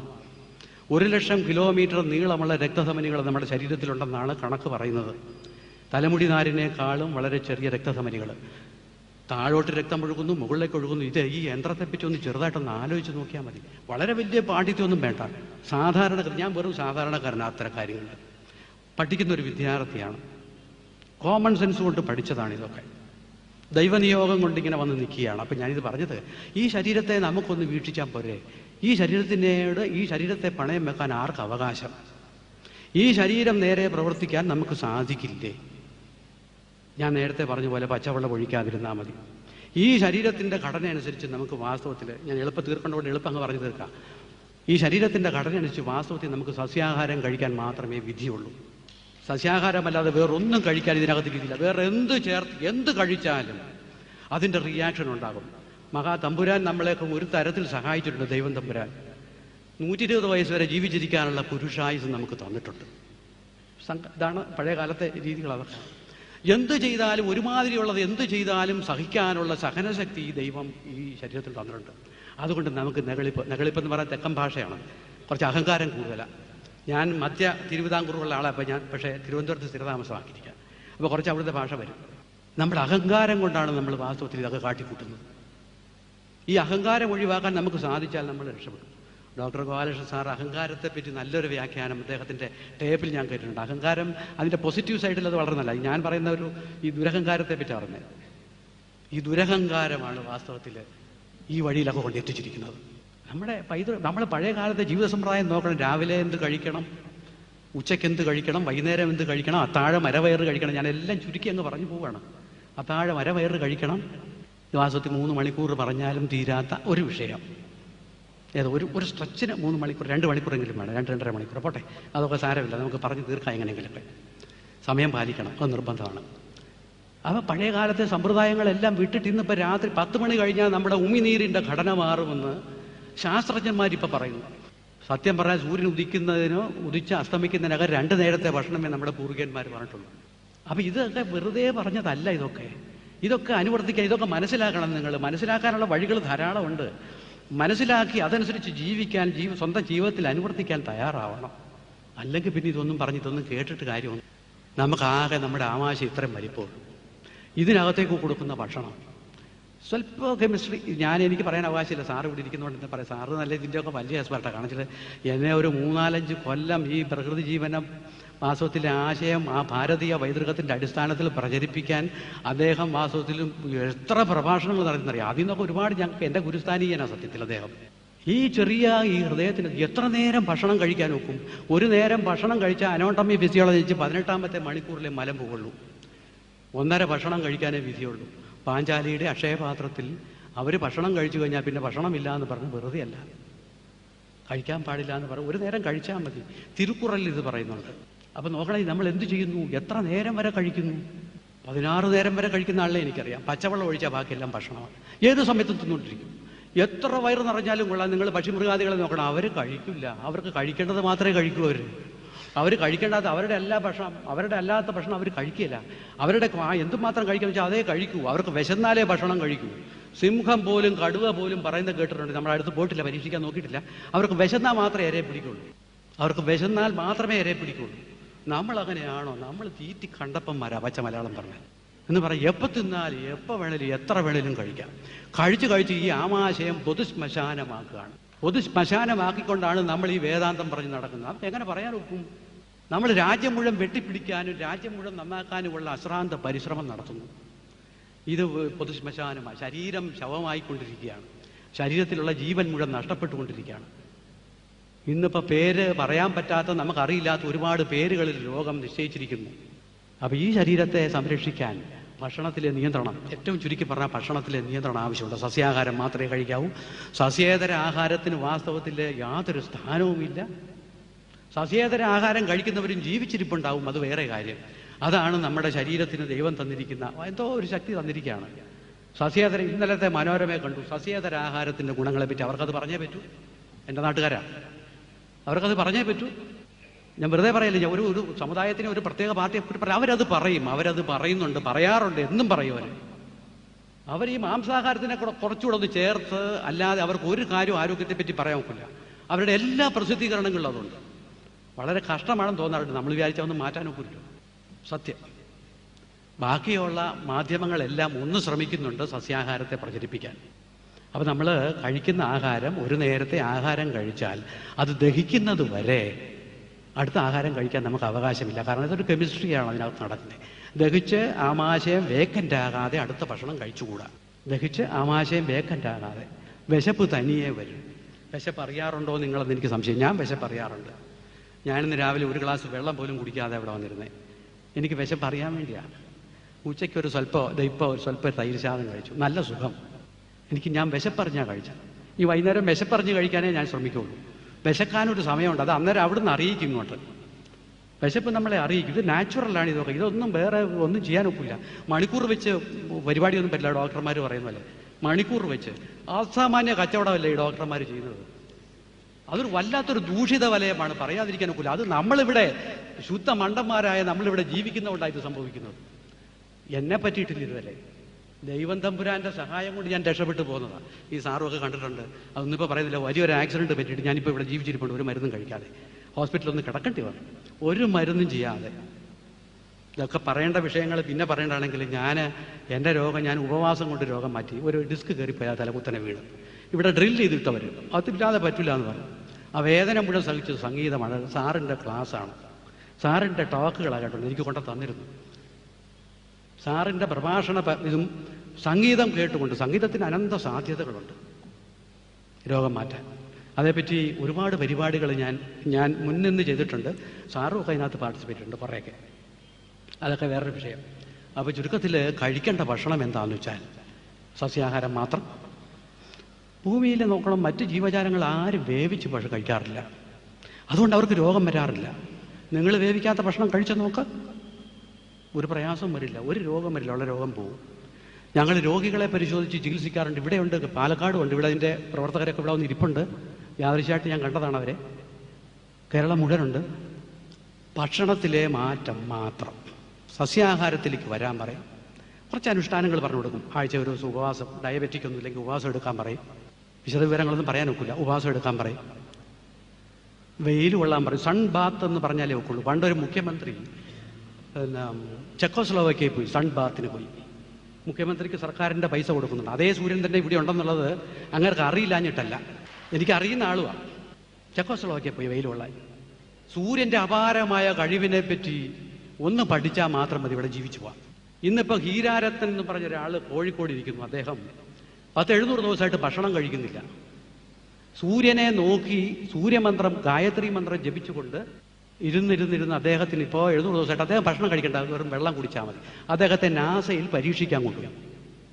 ഉപഗ്രഹങ്ങളിൽ പോകുന്ന, ഈ റോക്കറ്റിൽ പോകുന്ന ആളുകൾക്ക് ഭക്ഷണം കഴിക്കാതിരിക്കാൻ എന്ത് മാർഗം എന്ന് പഠിക്കാൻ വേണ്ടി പോയിട്ട് തിരിച്ചു വന്നു എന്നൊക്കെ പേപ്പർ ന്യൂസ് കണ്ടു. സൂര്യനെ ഉപാസിക്കുന്ന, ഹിമാലയത്തിലൊക്കെ പോയി നോക്കി അറിയാം, സൂര്യനെ ഉപാസിക്കുന്ന ഒത്തിരി ആളുകളുണ്ട്, ഭക്ഷണം കഴിക്കാത്ത ഒത്തിരി ആളുകളുണ്ട്. എനിക്ക് 2 ആളുകളെ നേരിട്ടറിയാം, എൻ്റെ 2 ഗുരുനാഥന്മാർ. ഒന്ന് ധ്യാനം പഠിപ്പിക്കുന്ന ഒരു ഗുരുനാഥൻ മംഗലാപുരത്തുണ്ട്. അദ്ദേഹം ഭക്ഷണമൊന്നും അധികം കഴിക്കാറില്ല. പേരിന് ഞങ്ങളുടെയൊക്കെ കൂട്ടിരുന്ന് എന്തെങ്കിലും കഴിക്കും. ഡൽഹിയിലൊരു എൻ്റെ ഗുരുനാഥൻ അവിടെ ഇരിപ്പുണ്ട്. അവരൊന്നും ഭക്ഷണം കഴിക്കാറില്ല, അവരെപ്പോഴും ധ്യാനത്തിലാണ്. കലോറി തിയറിക്കൊക്കെ എതിരായിട്ട് അദ്ദേഹം പറയും, അസലായിട്ട് പറയും. അദ്ദേഹം പ്രാർത്ഥന കൊണ്ട് 3000 കലോറി ഉണ്ടാക്കുമെന്നാണ് പറയുന്നത്. ശരീരത്തിൽ കിട്ടും. ഭക്ഷണം കൊണ്ട് 1000 പോലും വേണ്ട. 2 നേരം വല്ല തൈരോ അല്ലെങ്കിൽ അതുപോലെ എന്തെങ്കിലും ചെറിയ വല്ല പച്ചക്കറിയോ കഴിക്കും. ഇപ്പോൾ അദ്ദേഹത്തിന് പല്ലൊന്നുമില്ല, അതുകൊണ്ട് കുറച്ച് പഴമോ എന്തെങ്കിലും കഴിക്കും. അപ്പോൾ ഇതൊക്കെ നമ്മുടെ രാജ്യത്തുള്ളപ്പോൾ നമ്മൾ ഒരുമാതിരി മൃഗത്തെ പോലെ പറയാൻ പറ്റില്ല, മൃഗങ്ങളെക്കാളും മോശമായിട്ട്. മൃഗങ്ങളെ പറയാൻ പറ്റില്ല, അവർ കുറച്ചുകൂടെ നല്ല ഇതാണ് മനുഷ്യരെക്കാളും. നമ്മൾ കാട്ടിക്കൂട്ടുന്നതൊക്കെ ഒന്ന് ആലോചിച്ച് നോക്കണം. നമ്മുടെ ഭക്ഷണമെല്ലാം നമ്മൾ നിയന്ത്രിക്കണം. ചായ, കാപ്പി, മത്സ്യമാംസാദികൾ, മുട്ട, ഇറച്ചി, അതേപോലെ വറുത്തത്, പൊരിച്ചത്, ബേക്കറി സാധനങ്ങൾ, ഇതൊക്കെയാണ് നമ്മൾ കൂടുതൽ കഴിക്കുന്നത്. ഈ ചായയും കാപ്പിയും കള്ളിൻ്റെ അനിയനാണ്. ആ ചായ കുടിക്കുന്ന സമയത്ത് കുടിച്ചില്ലെങ്കിൽ നിങ്ങൾക്ക് ആകെപ്പാടൊരു തലവേദന വരും. ഇന്നിപ്പോൾ സംഭവിക്കും. ഇടയ്ക്ക് 10:30 മറ്റേ ചായ കുടിക്കാൻ ഇവിടെയൊക്കെ വിളിച്ചുകൊണ്ട് പോകുന്നുണ്ട്. ചായ കുടിച്ചില്ല, കുഴപ്പമാണ്. വാസ്തവത്തിൽ അങ്ങനെ അഡിക്റ്റഡ് ആക്കി എന്തിന് നമ്മുടെ ഈ ശരീരം കൊണ്ടു നടക്കുന്നു? സ്വബോധമില്ലാതല്ലേ നടക്കുന്നു ഈ ഭക്ഷണം എല്ലാം കഴിച്ചിട്ട്. ശരിയായ രീതിയിൽ ബുദ്ധി പ്രവർത്തിക്കില്ല. ഇനി അവിടെ അങ്ങോട്ട് വരുന്നേ ഉള്ളൂ, ബുദ്ധി പ്രവർത്തിക്കില്ല. അപ്പോൾ അതുകൊണ്ട് ഭക്ഷണം എന്ന് പറഞ്ഞാൽ അമൃതിന് തുല്യമായ ഭക്ഷണം മാത്രം കഴിക്കാനേ വിധിയുള്ളൂ. ക്ഷേത്രത്തിലെ സങ്കല്പം ഒന്ന് ചിന്തിച്ച് നോക്കൂ. ക്ഷേത്രത്തിൽ അമൃതിന് തുല്യമായിട്ടുള്ളത് മാത്രമേ നിവേദിക്കാറുള്ളൂ. അവിടെ അലൂമിനിയം പാത്രം ഉപയോഗിക്കാറില്ല. അലൂമിനിയം പാത്രം ഇവിടെ ഉപയോഗിക്കരുതെന്നാണ് പറഞ്ഞതിൻ്റെ അർത്ഥം. അലൂമിനിയം പാത്രം അവിടെ ഉപയോഗിക്കാറില്ല. രാവിലെ വെച്ചത് വൈകുന്നേരം നിവേദിക്കാറില്ല. ഒരാഴ്ച വരെ ഇത് പുളിശ്ശേരി ഉണ്ടാക്കി വെച്ചിട്ട് തട്ടുന്ന ആളുകളുണ്ട്, ധാരാളമുണ്ട്. നേരമില്ല അവർക്ക്, ഫ്രിഡ്ജ് ഉണ്ടല്ലോ, അപ്പോഴപ്പം നിവേദിക്കുകയാണ്. അവിടുത്തെ അക്ഷതത്തിൻ്റെ ഒന്നും ഞാനിപ്പോൾ ഇവിടെ പറയേണ്ട കാര്യമില്ല, നിങ്ങളൊക്കെ എന്നെക്കാളും കൂടുതൽ അറിയുന്നതാണ്. ക്ഷേത്ര സങ്കല്പം നോക്കണം, ക്ഷേത്ര ആചാരങ്ങൾ നോക്കണം. രാവിലെ ഈറനുടുത്തുകൊണ്ട് വെയിൽ കൊള്ളാനാണ് ഈ അമ്പലത്തിന് ചുറ്റും വലം വെച്ച് ഈശ്വരനെ ദർശിക്കാൻ പറയുന്നത്. ഞങ്ങളിവിടെ സൺബാത്ത് പറയുന്നു, ഇപ്പോൾ സൂര്യനെ വെയിൽ കൊള്ളാൻ പറയും. ഈറനുടുക്കാൻ പറയും. ഞങ്ങളിപ്പോൾ വെറ്റ് പാക്ക് പറഞ്ഞു കൊടുക്കും, ഈ വയറിലോട് തുണി ചുറ്റി വെക്കാൻ പറയും ഈ സൂക്കേടുകാരോട്. ഈറനുടുത്തോണ്ട് നടന്നാൽ ഇന്ന് മുത്തശ്ശിമാർ പോലും പറയും കുഴപ്പമാണെന്ന് പറയും. ഈറനുടുത്തോണ്ട് നടന്നാൽ പനി വരുമെന്നാണ് പറയുന്നത്. തലേ തുണി കെട്ടിക്കൊണ്ട് നടക്കരുതെന്ന് പറയും. പണ്ടൊക്കെ സ്ത്രീകൾ കുളിച്ചിട്ട് ഈ തുണി ഇങ്ങനെ കെട്ടിക്കൊണ്ട് അടുക്കളയിൽ കയറുന്നത്. അടുക്കള ദേവാലയമായിട്ട് കണക്കാക്കുന്നൊരു കാലമുണ്ട്. ഇന്നിപ്പോൾ അടുക്കള കയറാൻ ഒക്കില്ല, ഒറ്റ അടുക്കളയിലും കയറാനൊക്കില്ല, ഒരടുക്കളയിലും കയറാനൊക്കില്ല, നാറ്റം കൊണ്ട് അങ്ങോട്ട് അടുക്കാൻ ഒക്കില്ല. അപ്പോൾ ഇത് ചുരുക്കത്തിൽ ആ ഒരവസ്ഥ വന്നു. അപ്പോൾ ഈ ശരീരം ഈശ്വരനാണ് സത്യത്തിൽ, സങ്കല്പമല്ല, ഈശ്വരനാണ് ഇത് വാസ്തവത്തിൽ. ഈശ്വരൻ്റെ ശക്തി ഇതിനകത്ത് കുളികൊള്ളുന്നുള്ളൂ. അപ്പോൾ ഇങ്ങോട്ട് എന്താ കൊടുക്കേണ്ടത്? വേണ്ടാത്തതൊക്കെ കൊടുക്കല്ലേ. ഈ മദ്യവും പുകവലിയൊക്കെ അവിടെ നിൽക്കട്ടെ, അങ്ങനെയുള്ള എല്ലാ സാധനങ്ങളും അതൊക്കെ ഇരിക്കട്ടെ. വിഷം, പോസിറ്റീവ് ഫുഡ് കൊടുക്കാൻ തയ്യാറാവണം. ഞാൻ ചുരുക്കി പറയാണ്, നെഗറ്റീവ് ഫുഡൊന്നും കൊടുക്കരുത്, പോയിസണസ് ഫുഡ് കൊടുക്കരുത്. നമ്മുടെ ഇവിടെയുള്ള സംഭാരവും കഞ്ഞിവെള്ളവും ജീരകവെള്ളവും കരിങ്ങാലി വെള്ളവും കരിക്കിൻ വെള്ളവും ഒക്കെ കളഞ്ഞേച്ചാണ് ഇന്നിപ്പോൾ ഈ വലിയ വിഷം, ക്യാൻസർ ഉണ്ടാകുന്ന വിഷം കഴിച്ച് ക്യാൻസർ ഉണ്ടാകുന്ന വിഷവസ്തുക്കൾ സ്ഥിരം കഴിച്ചുകൊണ്ടിരിക്കുക. കിറ്റ് കാറ്റ് 15 രൂപ കിട്ടുന്ന അത് ഏതാണ്ട് 74 ഇനം രാസദ്രവ്യങ്ങളായിട്ട് ചേർന്നാണെന്നാണ് പറയുന്നത്. ഇന്ന് ഇതെല്ലാം വേവിക്കാൻ ഉപയോഗിക്കുന്ന അല്ലെങ്കിൽ ഇതിനൊക്കെ ഉപയോഗിക്കുന്ന ചൈനീസ് സോൾട്ട്, അതൊക്കെ ഞാൻ വളരെ ചുരുക്കത്തിൽ പറയാം. സർവത്ര വിഷമാണ് സർവ്വതിനും. ഈ ചേർക്കുന്ന കളറുകളെല്ലാം, രസന ഉൾപ്പെടെ ഉള്ളതിനകത്ത്, ബേക്കറി സാധനത്തിൽ ഉൾപ്പെടെ കളറുകളെല്ലാം ഇതെല്ലാം നമ്മുടെ ശരീരത്തിന് ക്യാൻസർ ഉണ്ടാക്കുന്നതാണ്. അപ്പോൾ ഇതെല്ലാം നോക്കുമ്പോൾ നമ്മൾ വേണ്ട വെച്ചാൽ സസ്യാഹാരത്തിലേക്ക് വരണം. ശുദ്ധമായ സസ്യാഹാരം കഴിക്കാനുള്ള ശ്രമം നടത്തണം. അവിടെ ഒരു ചോദ്യം വരാം. ആ ചോദ്യത്തിന് ഉത്തരം കൂടെ ഞാൻ പറഞ്ഞാൽ നിങ്ങൾ ചോദ്യം ചോദിക്കില്ല. ചോദ്യങ്ങളൊക്കെ ഉണ്ടെങ്കിൽ പറയാം കേട്ടോ. ഞാൻ 3 മണിക്ക് നിർത്തുകയും ചെയ്യും. അപ്പോൾ ഇന്നിപ്പോൾ എന്താ ഇതൊക്കെ വരാൻ കാണിച്ചാൽ ഇന്നിപ്പോൾ നമുക്ക് എന്താണ് ശുദ്ധമായ ഭക്ഷണം കിട്ടില്ല, ശുദ്ധമായ വായു കിട്ടില്ല എന്നൊക്കെ പറയും. വളരെ ശരിയാണ്. കേരളത്തിൽ വലിയ പ്രയാസമില്ല. ശുദ്ധമായ വായു കിട്ടും. ഇവിടെ കിട്ടും, പാലക്കാട് കിട്ടും, ഞാൻ താമസിക്കുന്നിടത്തും കിട്ടും, നിങ്ങളൊക്കെ താമസിക്കുന്നിടത്ത് നിങ്ങൾ അന്വേഷിച്ചാൽ മതി. കിട്ടുന്ന ഭക്ഷണമെല്ലാം പച്ചക്കറികളും പഴങ്ങളും എല്ലാം വിഷവസ്തുക്കൾ ചേർന്നതാണെന്ന് പറയും. വളരെ ശരിയാണ്. നമ്മളാരും പക്ഷെ മെനക്കെടാൻ തയ്യാറല്ല. നമുക്ക് ഇത്തിരിയെങ്കിലും ഭൂമിയുണ്ടെങ്കിൽ അവിടെ എന്തെങ്കിലും ഒന്ന് വെച്ച് വളർത്താൻ തയ്യാറാവണ്ടേ? ആവുന്നത് ചെയ്താൽ മതി. എൻ്റെ വീട്ടിൽ ഞാൻ ടെറസിൻ്റെ മുമ്പിൽ ചെറിയ കൃഷികളൊക്കെ ചെയ്യുന്നുണ്ട്. ഒരു 5-6 പയർ കിട്ടും, കുറച്ച് വെണ്ടയ്ക്ക കിട്ടും, കുറച്ച് ഇലകളൊക്കെ കിട്ടും. ഇങ്ങനെയൊക്കെ തയ്യാറായാൽ നമുക്ക് വിഷവസ്തുക്കളിൽ നിന്ന് രക്ഷപ്പെടാം. ജൈവ കൃഷിയൊക്കെ പ്രചരിച്ച് വരുന്നുണ്ട്. പരിസ്ഥിതി സന്തുലനത്തിന് വേണ്ടി ഇപ്പോൾ പരിസ്ഥിതി ആകെ താളം തെറ്റിയെന്ന് പറഞ്ഞ് കുറേ ആളുകൾ ശാസ്ത്രജ്ഞന്മാർ പറയുന്നുണ്ട്. അവർ താളം തെറ്റിയെന്ന് പറഞ്ഞിരിക്കുകയുള്ളൂ. താളം തെറ്റിയത് തിരുത്തണമെങ്കിൽ ശരിയായി നമ്മളെപ്പോലുള്ള ആളുകൾ വിചാരിച്ച് നമ്മുടെ കൃഷിയിലും നമ്മുടെ ഭൂമിയിലെ ഭൂമിയുടെ സമ്പത്തിനെ പറ്റിയും അല്ലെങ്കിൽ ഭൂമിയുടെ ശക്തിയെപ്പറ്റിയൊക്കെ മനസ്സിലാക്കാൻ നമ്മൾ ശ്രമിച്ചാൽ മാത്രമേ മാറുള്ളൂ. അല്ലാതെ ശാസ്ത്രജ്ഞന്മാർ പ്രസംഗിച്ച് നടക്കും. ആഗോള വ്യാപകമായി ഇപ്പം വലിയ ചർച്ചകൾ നടക്കുന്നുണ്ട്. ഈ രാജ്യത്തിൻ്റെ നിലനിൽപ്പ് എങ്ങനെയാണെന്ന് ചോദിച്ചു. ഇവിടെ ഒരു സമയത്ത് 1995 ഒരു ഉച്ചകോടി സമ്മേളനം നടന്നപ്പോൾ ഈ ലോകത്തിലെ ആരോഗ്യ കാര്യങ്ങൾക്ക് വേണ്ടി ചെലവാക്കുന്ന തുകയുടെ 85% തുകയും ഈ ലോക ജനസംഖ്യയുടെ 15% ആളുകൾക്ക്, അതായത് 85% തുക 15% ആളുകൾക്ക് പ്രയോജനപ്പെടുന്നുള്ളൂ എന്നൊരു കണ്ടുപിടുത്തം 95 കണ്ടുപിടിച്ചു. 2000 അവർ കണ്ടുപിടിച്ചിരിക്കുന്നു. പക്ഷെ അതിന് പ്രായോഗികമായ ഒരു സമീപനം പറഞ്ഞിരിക്കുന്നത് അതാത് ഇത് സർക്കാരിനോ അല്ലെങ്കിൽ അതുപോലുള്ള ആളുകൾക്കോ ഇതൊന്നും സാധിക്കില്ല. ഇങ്ങനെ ജനങ്ങളെ ആരോഗ്യത്തോട് ജീവിച്ചിരിക്കാൻ അത് ഈ രാജ്യത്തെ ജനങ്ങളെ ബോധവൽക്കരിച്ച് അവർ സംഘടിത രൂപത്തിൽ അവർ ശ്രമിച്ച് അവരുടെ ആരോഗ്യം നിലനിർത്താനുള്ള പദ്ധതികൾ ഉണ്ടാക്കണം എന്നൊക്കെ കണ്ടുപിടിച്ചിട്ടുണ്ട്. ആരും ഒന്നും ചെയ്യുന്നില്ല. പിന്നെ 2005 ഇത് തന്നെ പറയും ഇവർ. ഇതൊക്കെ തന്നെയാണ് നമ്മുടെ പൈതൃകത്തിൽ പഠിക്കുന്നത്. നമുക്ക് ഒരു ആരോഗ്യപൂർണ്ണമായ ഒരു ജീവിത ശൈലി നമുക്കിവിടെ വാസത. എനിക്കതൊന്നും പറയാനിപ്പം നേരമില്ലാത്തതുകൊണ്ട് സങ്കടമുണ്ട്. ഉള്ള സത്യം പറഞ്ഞാൽ സങ്കടത്തോടു കൂടിയാണ് പറയുന്നത്. ആരോഗ്യപൂർണ്ണമായ ഒരു ജീവിതം നയിക്കാനുള്ള ജീവിത ശൈലി, ഒരു ജീവന കല ഇവിടെ ഉണ്ടാക്കി വെച്ചിട്ടുണ്ട്, ഇവിടെയുണ്ട്. നിങ്ങളതെല്ലാം ഒന്ന് മനസ്സിലാക്കണമെന്ന് മാത്രം ഞാനിപ്പോൾ പറയുന്നു. അതവിടെ നിർത്തട്ടെ. അപ്പോൾ സസ്യാഹാരം കഴിക്കാന്നുള്ള ഒറ്റ കാര്യം, പോസിറ്റീവ് ഫുഡ് മാത്രം കഴിക്കാൻ, നെഗറ്റീവ് ഫുഡ് കഴിക്കരുത്, പോയിസണസ് ഫുഡും കഴിക്കരുത്. ഇതല്ലാത്തതൊക്കെ ഈ രാജ്യത്ത് കിട്ടും. ശ്രമിച്ചാൽ കിട്ടും, ശ്രമിക്കാത്തതിൻ്റെ ഒറ്റ ദോഷങ്ങളും. നമുക്കിപ്പോൾ എന്ത് ചെയ്യാനൊക്കെ ഇല്ലേ, നിവൃത്തിയില്ലല്ലോ, നമുക്കിതൊക്കെ കഴിച്ചല്ലേ പറ്റൂ എന്നൊരു കോംപ്രമൈസാണ് നമ്മളിപ്പോൾ ഈ വഴിക്ക് എത്തിച്ചിരിക്കുന്നത്. ഇനി ഇതിനെല്ലാം അടിസ്ഥാനം നമ്മുടെ മനസ്സാണ്. മഹായുദ്ധം പോലും ഉണ്ടായ മഹാഭാരത യുദ്ധവും മനസ്സിൽ നിന്നാണ് തുടങ്ങിയത്. എല്ലാ യുദ്ധവും അതാണ്. അപ്പോൾ അതുകൊണ്ട് ഈ മനസ്സിനെ നിയന്ത്രിക്കാൻ ഒരുപാട് കാര്യങ്ങളുണ്ട്. അത് യോഗ ധ്യാന പരിപാടികളൊക്കെ ഞങ്ങളൊക്കെ കുറച്ച് ചെയ്യുന്നവരാണ്. അതിൻ്റെ ക്ലാസ്സുകളൊക്കെ ഇവിടെയുണ്ട്. അങ്ങനെ യോഗ ധ്യാന പരിപാടി അതൊക്കെ ഞാൻ 2-3 വാക്കുകൾ ഒതുക്കാൻ എനിക്ക് പറ്റുള്ളൂ. മനസ്സിനെ നിയന്ത്രിക്കാൻ നല്ല പറയുന്നത്, മനസ്സിനെ പ്രകൃതിയായിട്ട് ലയിച്ചു ചേർക്കാൻ. നമ്മുടെ മനസ്സിനൊരു താളമുണ്ട്, ഒരു ലയമുണ്ട്. പ്രകൃതിക്കുണ്ടൊരു താളവും ലയമുണ്ട്. ഇത് തമ്മിലുള്ള താതാത്മ്യമാണ് വാസ്തവത്തിൽ ഈ ജീവിതം എന്ന് പറയും. യോഗ എന്ന് പറയുന്നത് എക്സസൈസ് അല്ല. വാസ്തവത്തിൽ യോഗികൾക്കാണ് യോഗ എന്ന് പറയുന്ന ഒരു സംഘം ആളുകൾ പറയാറുണ്ട്. നമുക്ക് ഈ ലൗകിക ജീവിതം നയിക്കുന്നവർക്കും കുറച്ചൊക്കെ ആകാം. ഇത് എക്സസൈസ് അല്ല, ഇത് ഒരു ശാരീരികമായ ഒരു വ്യായാമമല്ല. നമ്മുടെ ആന്തരിക അവയവങ്ങളെല്ലാം ശരിയായ രീതിയിൽ പ്രവർത്തിക്കാൻ ആദ്യം ഈ നേരത്തെയൊക്കെ ഇവിടെ പറഞ്ഞ അതേ കാര്യം ഞാൻ ആവർത്തിച്ചില്ലെന്നേ ഉള്ളൂ. വാസ്തവത്തിൽ ആധ്യാത്മികതയുടെ അടിസ്ഥാനത്തിലല്ലാതെ നമുക്കൊന്നും ചിന്തിക്കാൻ പാടില്ല. വാസ്തവത്തിൽ വേറെ ഒരു റിലവൻസ് ഇല്ല ഇവിടെ.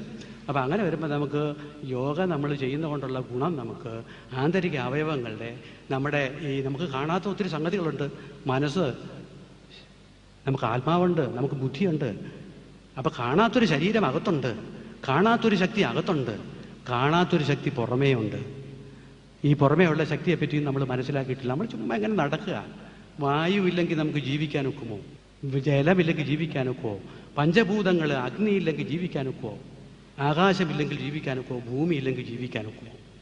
അപ്പോൾ ഇതൊക്കെ പറയുന്നത് നമ്മൾ മനസ്സിനെ നിയന്ത്രിക്കാനുള്ള, മനസ്സിനെ നേരാമണ്ണം കൊണ്ടു നടക്കാനുള്ള പദ്ധതികളൊക്കെ നാമം ജപിച്ചാൽ, നാമപതി എന്ന് പറഞ്ഞൊരു പുസ്തകം തന്നെയുണ്ട്. ഇവിടെ പാലക്കാടുള്ള ഒരു ജ്ഞാനാനന്ദ സരസ്വതി എഴുതിയിരിക്കുന്നതാണ്. നാമം ജപിച്ചാൽ മന്ത്രങ്ങൾക്ക് വലിയ, ഇതൊന്നും ഞാനിവിടെ പറയേണ്ട കാര്യമില്ല. മന്ത്രത്തിന് അതിഭയങ്കര ശക്തി. ന്യൂറോ ലിംഗ്വിസ്റ്റിക് എഫക്റ്റ് ഓൺ മന്ത്രാസ്. സാറിരിക്കുമ്പോൾ സാറിൻ്റെ വാക്കുകളാണ് ഇതൊക്കെ പഠിച്ച ആളുകളിൽ നിന്ന് വന്നിരിക്കുന്നു, വിദേശത്തുനിന്ന് വന്നിരിക്കുന്നു. എവിടെയോ ഏതോ രാജ്യത്ത്, പിന്നെ മോസ്കോയിലാണെന്ന് തോന്നുന്നു, അതായത് മണിനാദത്തിൻ്റെ ശബ്ദം കൊണ്ട് രോഗം മാറ്റി, ശംഖനാദത്തിൻ്റെ അലകൾ ചെല്ലുന്നിടത്തൊന്നും ബാക്ടീരിയകളില്ല, നശിക്കുന്നു, നെഗറ്റീവ് ബാക്ടീരിയകളൊക്കെ നശിക്കുന്നു. ഇങ്ങനെ ഒരുപാട് കണ്ടുപിടുത്തങ്ങൾ. ഭോപ്പാലിലെ വാതക ദുരന്തം, ഇതൊക്കെ നിങ്ങൾ കേട്ടിട്ടുള്ളത്. ഭോപ്പാലിലെ വാതക ദുരന്തത്തിന് അവിടെ 2 അഗ്നിഹോത്രികൾക്ക് കുഴപ്പമൊന്നും വന്നില്ല, അവർക്ക് അവിടെ നിന്ന് ഈ വാതക ദുരന്തം ഏറ്റില്ല എന്നൊക്കെ പറയുന്നത് ഇതൊക്കെ നമ്മുടെ ഇവിടുത്തെ പഴയ ജീവിത സമ്പ്രദായങ്ങൾ അനുവർത്തിക്കുന്നത് കൊണ്ട് തന്നെയാണ്. അപ്പം അതുകൊണ്ട് ഈ മനസ്സിനെ നിയന്ത്രിക്കാനുള്ള കാര്യങ്ങളൊക്കെ നിങ്ങൾ പഠിച്ച് ആ വഴിക്ക് പോയില്ലെങ്കിൽ സമാധാനത്തിലൂടെ ഒരു ജീവിതം നയിക്കുക. എങ്ങനെയെങ്കിലും ജീവിക്കണം എന്നൊരു വിചാരം വേണ്ട ആർക്കും. എന്തെല്ലാം നല്ല സസ്യാഹാരം കഴിച്ചാലും കൊള്ളാം, നിങ്ങളുടെ മനസ്സ് നല്ലതല്ലെങ്കിൽ, നിങ്ങളുടെ മനസ്സിനെ നിങ്ങൾക്ക് നിയന്ത്രിക്കാൻ പറ്റിയില്ലെങ്കിൽ, മനസ്സ് കലുഷമാണെങ്കിൽ, അസൂയുണ്ടെങ്കിൽ, കുശുമ്പുണ്ടെങ്കിൽ, മറ്റുള്ള ആളുകൾ നന്നായി വരുന്ന ഏതെങ്കിലും തരത്തിൽ ഭൗതികമായി നന്നായി വരുന്നെങ്കിൽ അവരെപ്പറ്റി നിങ്ങൾ ഒരുപാട് മനപ്രയാസപ്പെടുന്നവരാണെങ്കിൽ, മറ്റുള്ളവരുടെ ദേഷ്യമുണ്ടെങ്കിൽ, വിരോധമുണ്ടെങ്കിൽ, മറ്റുള്ളവൻ്റെ സ്വത്ത് അന്യായമായി പിടിച്ചെടുക്കാൻ ശ്രമിക്കുകയാണെങ്കിൽ നിങ്ങൾക്ക് ആരോഗ്യം ഉണ്ടാവില്ല. അപ്പോൾ ആരോഗ്യത്തെപ്പറ്റി ഒരു സമഗ്ര വീക്ഷണം വേണം. ഞങ്ങളൊക്കെ ഈ പച്ചക്കറികളും മറ്റൊക്കെ പച്ചയായിട്ട് കഴിക്കും. ഞങ്ങളുടെ ഭക്ഷണ രീതി എന്താണെന്ന് വെച്ചാൽ, ഞങ്ങൾ രാവിലെ കഴിക്കുമ്പോൾ ഈ മനസ്സിനെ, ഞാനത് പറഞ്ഞു വരാൻ പോകുന്നത് കാര്യത്തില്ല, ഞങ്ങൾ സാത്വികമായ ആഹാരം കഴിക്കുന്നു. ഞങ്ങളെന്നല്ല, ഒരുപാട് ആളുകൾ കഴിക്കുന്നുണ്ട്, ഇതിനകത്തിരിക്കുന്നവരൊക്കെ ഒരുപാട് പേരുണ്ട്. സാത്വികമായ ആഹാരം, അതായത് എന്ത് കഴിക്കുന്നു അതാകും എന്നാണ് പറയുന്നത് പുരാണത്തിൽ. കഴിക്കുന്നതിൻ്റെ സ്വഭാവം തന്നെയാണ് നമുക്ക് വരുന്നത്, ജീവനിലേക്ക് പോകുന്ന അതിൻ്റെ സ്വഭാവമാണ്. അപ്പോൾ ആ സ്വഭാവമാണ് നമുക്ക് വാസ്തവത്തിൽ ഇവിടെ. ഞാനിപ്പം എടുത്ത് പ്രത്യേകിച്ചൊരു സമൂഹത്തെ പറയാൻ ഒക്കില്ലെങ്കിലും നമുക്ക് ഒരുപാട് ആധ്യാത്മിക ഗുരുക്കന്മാരുണ്ട്. പക്ഷേ അവരെല്ലാം ചെയ്യുന്നത് പാല്, പഴം, മധുരം ഇതെല്ലാം ഒരുപാട് കഴിക്കും. എന്നിട്ട് ഒരുമാതിരി ഒരു കുട്ടി ഭീമനെ പോലെ നടക്കും. അവർക്ക് എവിടെ ആധ്യാത്മികത? അവർക്ക്, ഞാനിത് പറയുന്നത് സ്വല്പഭയത്തോടു കൂടിയാണ്. സാത്വിക ആഹാരം കഴിക്കാതെ, ശാസ്ത്രമാണിത് പറയുന്നത്, സാത്വിക ആഹാരം കഴിക്കാതെ സാത്വിക ചിന്തകൾ വരില്ല. ആധ്യാത്മിക തലത്തിൽ ഒരിക്കലും ഉയരാനൊക്കില്ല. അല്ലാതെ ഈശ്വര നിമിത്തമായിട്ട് ചില നിയോഗം കൊണ്ട് ചിലർക്കൊക്കെ ആകാം, എന്ത് കഴിച്ചാലും ആകാം, അത് വേറെ കാര്യം. പക്ഷേ ഇതൊരു ശാസ്ത്രമാണ് ഈ പറയുന്നത്. അപ്പോൾ അതുകൊണ്ട് കഴിക്കുന്ന ഭക്ഷണത്തെ സംബന്ധിച്ച് നമ്മൾ പ്രത്യേകം ശ്രദ്ധിക്കണം. നമ്മുടെ മനസ്സിനെ നമ്മൾ ചെയ്യണം. നമ്മൾ ചെയ്യുന്ന പ്രവൃത്തികളൊക്കെ ശരിയായിരിക്കണം, നല്ലതായിരിക്കണം. ജീവിതത്തെപ്പറ്റി ഒരു വീക്ഷണം നമുക്ക് വേണം. ഏറ്റവും ചുരുക്കിയാണ് അങ്ങ് പറഞ്ഞു തീർക്കുന്നത്. ജീവിതത്തെപ്പറ്റി ഒരു വീക്ഷണം, എങ്ങനെ ജീവിക്കണം തീരുമാനിക്കണം. ഈ ലോകത്ത് നമുക്കുള്ള സാങ്കത്യം എന്താണെന്ന് മനസ്സിലാക്കി ഓരോ വ്യക്തിക്കും, ഓരോ ജീവജാലത്തിലുള്ള സാങ്കത്യം എന്താ, മറ്റുള്ളവരൊക്കെ അത് ചെയ്യുന്നുണ്ട്, മനുഷ്യന് മാത്രമേ ഇല്ലാതുള്ളൂ. അപ്പോൾ ഒന്ന് മനസ്സിലാക്കി സമാധാനത്തോടുകൂടി എങ്ങനെ ജീവിക്കാം, സ്നേഹത്തോടുകൂടി എങ്ങനെ ജീവിക്കാം, സർവ്വചരാചരങ്ങളെയും സ്നേഹിക്കാൻ എങ്ങനെ സാധിക്കും, സർവരോടും സ്നേഹത്തോടു കൂടി പെരുമാറി അവർക്കെല്ലാം ഒരു ഷെയറിങ് മെൻറ്റാലിറ്റി, എല്ലാവർക്കും ഉള്ളത് ഇല്ലാത്തവർക്ക് കുറേയൊക്കെ കൊടുക്കാൻ സാധിക്കുന്ന ഒരവസ്ഥയിൽ അങ്ങനെ ജീവിക്കാൻ ഒരു സമഗ്രമായ ഒരു ജീവിത വീക്ഷണം ഇതിനാവശ്യമാണെന്ന് എനിക്ക് തോന്നുന്നു.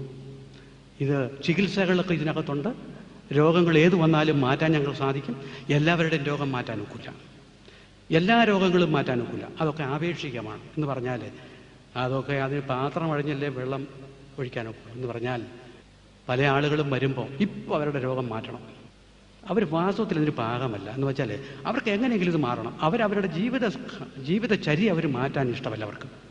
അവർക്ക് ഭക്ഷണക്രമം മാറ്റാൻ ഇഷ്ടമല്ല. അവർക്ക് നമ്മൾ പറയുന്ന ഒരു കാര്യത്തിനെ പറ്റി അവർക്ക് സ്വീകാര്യം, ഈ രോഗം എങ്ങനെയെങ്കിലും മാറ്റണം. അവരെ കൊണ്ട് നമുക്ക് പറ്റില്ല. അല്ലാതെ ദാഹിക്കുന്ന ഒരുപാട് ആളുകളുണ്ട്. സമാധാനമായിട്ട് ജീവിക്കണം. ഭക്ഷണത്തിൽ മാറ്റം വരുത്താൻ അവർക്ക് ഇഷ്ടമാണ്, കുറേയൊക്കെ ചെയ്യുന്നുണ്ട്. ജീവിതക്രമങ്ങളിലൊക്കെ മാറ്റം വരുത്താം. അങ്ങനെയൊക്കെ വരുന്നവർക്ക് സുഖമാണ്, സന്തോഷമാണ്, സമാധാനമാണ്. അവർക്ക് പ്രകാശം, ഇരുട്ടിൽ നിന്ന് വെളിച്ചത്തിലേക്ക് പോകാനുള്ളൊരു പദ്ധതിയാണ്.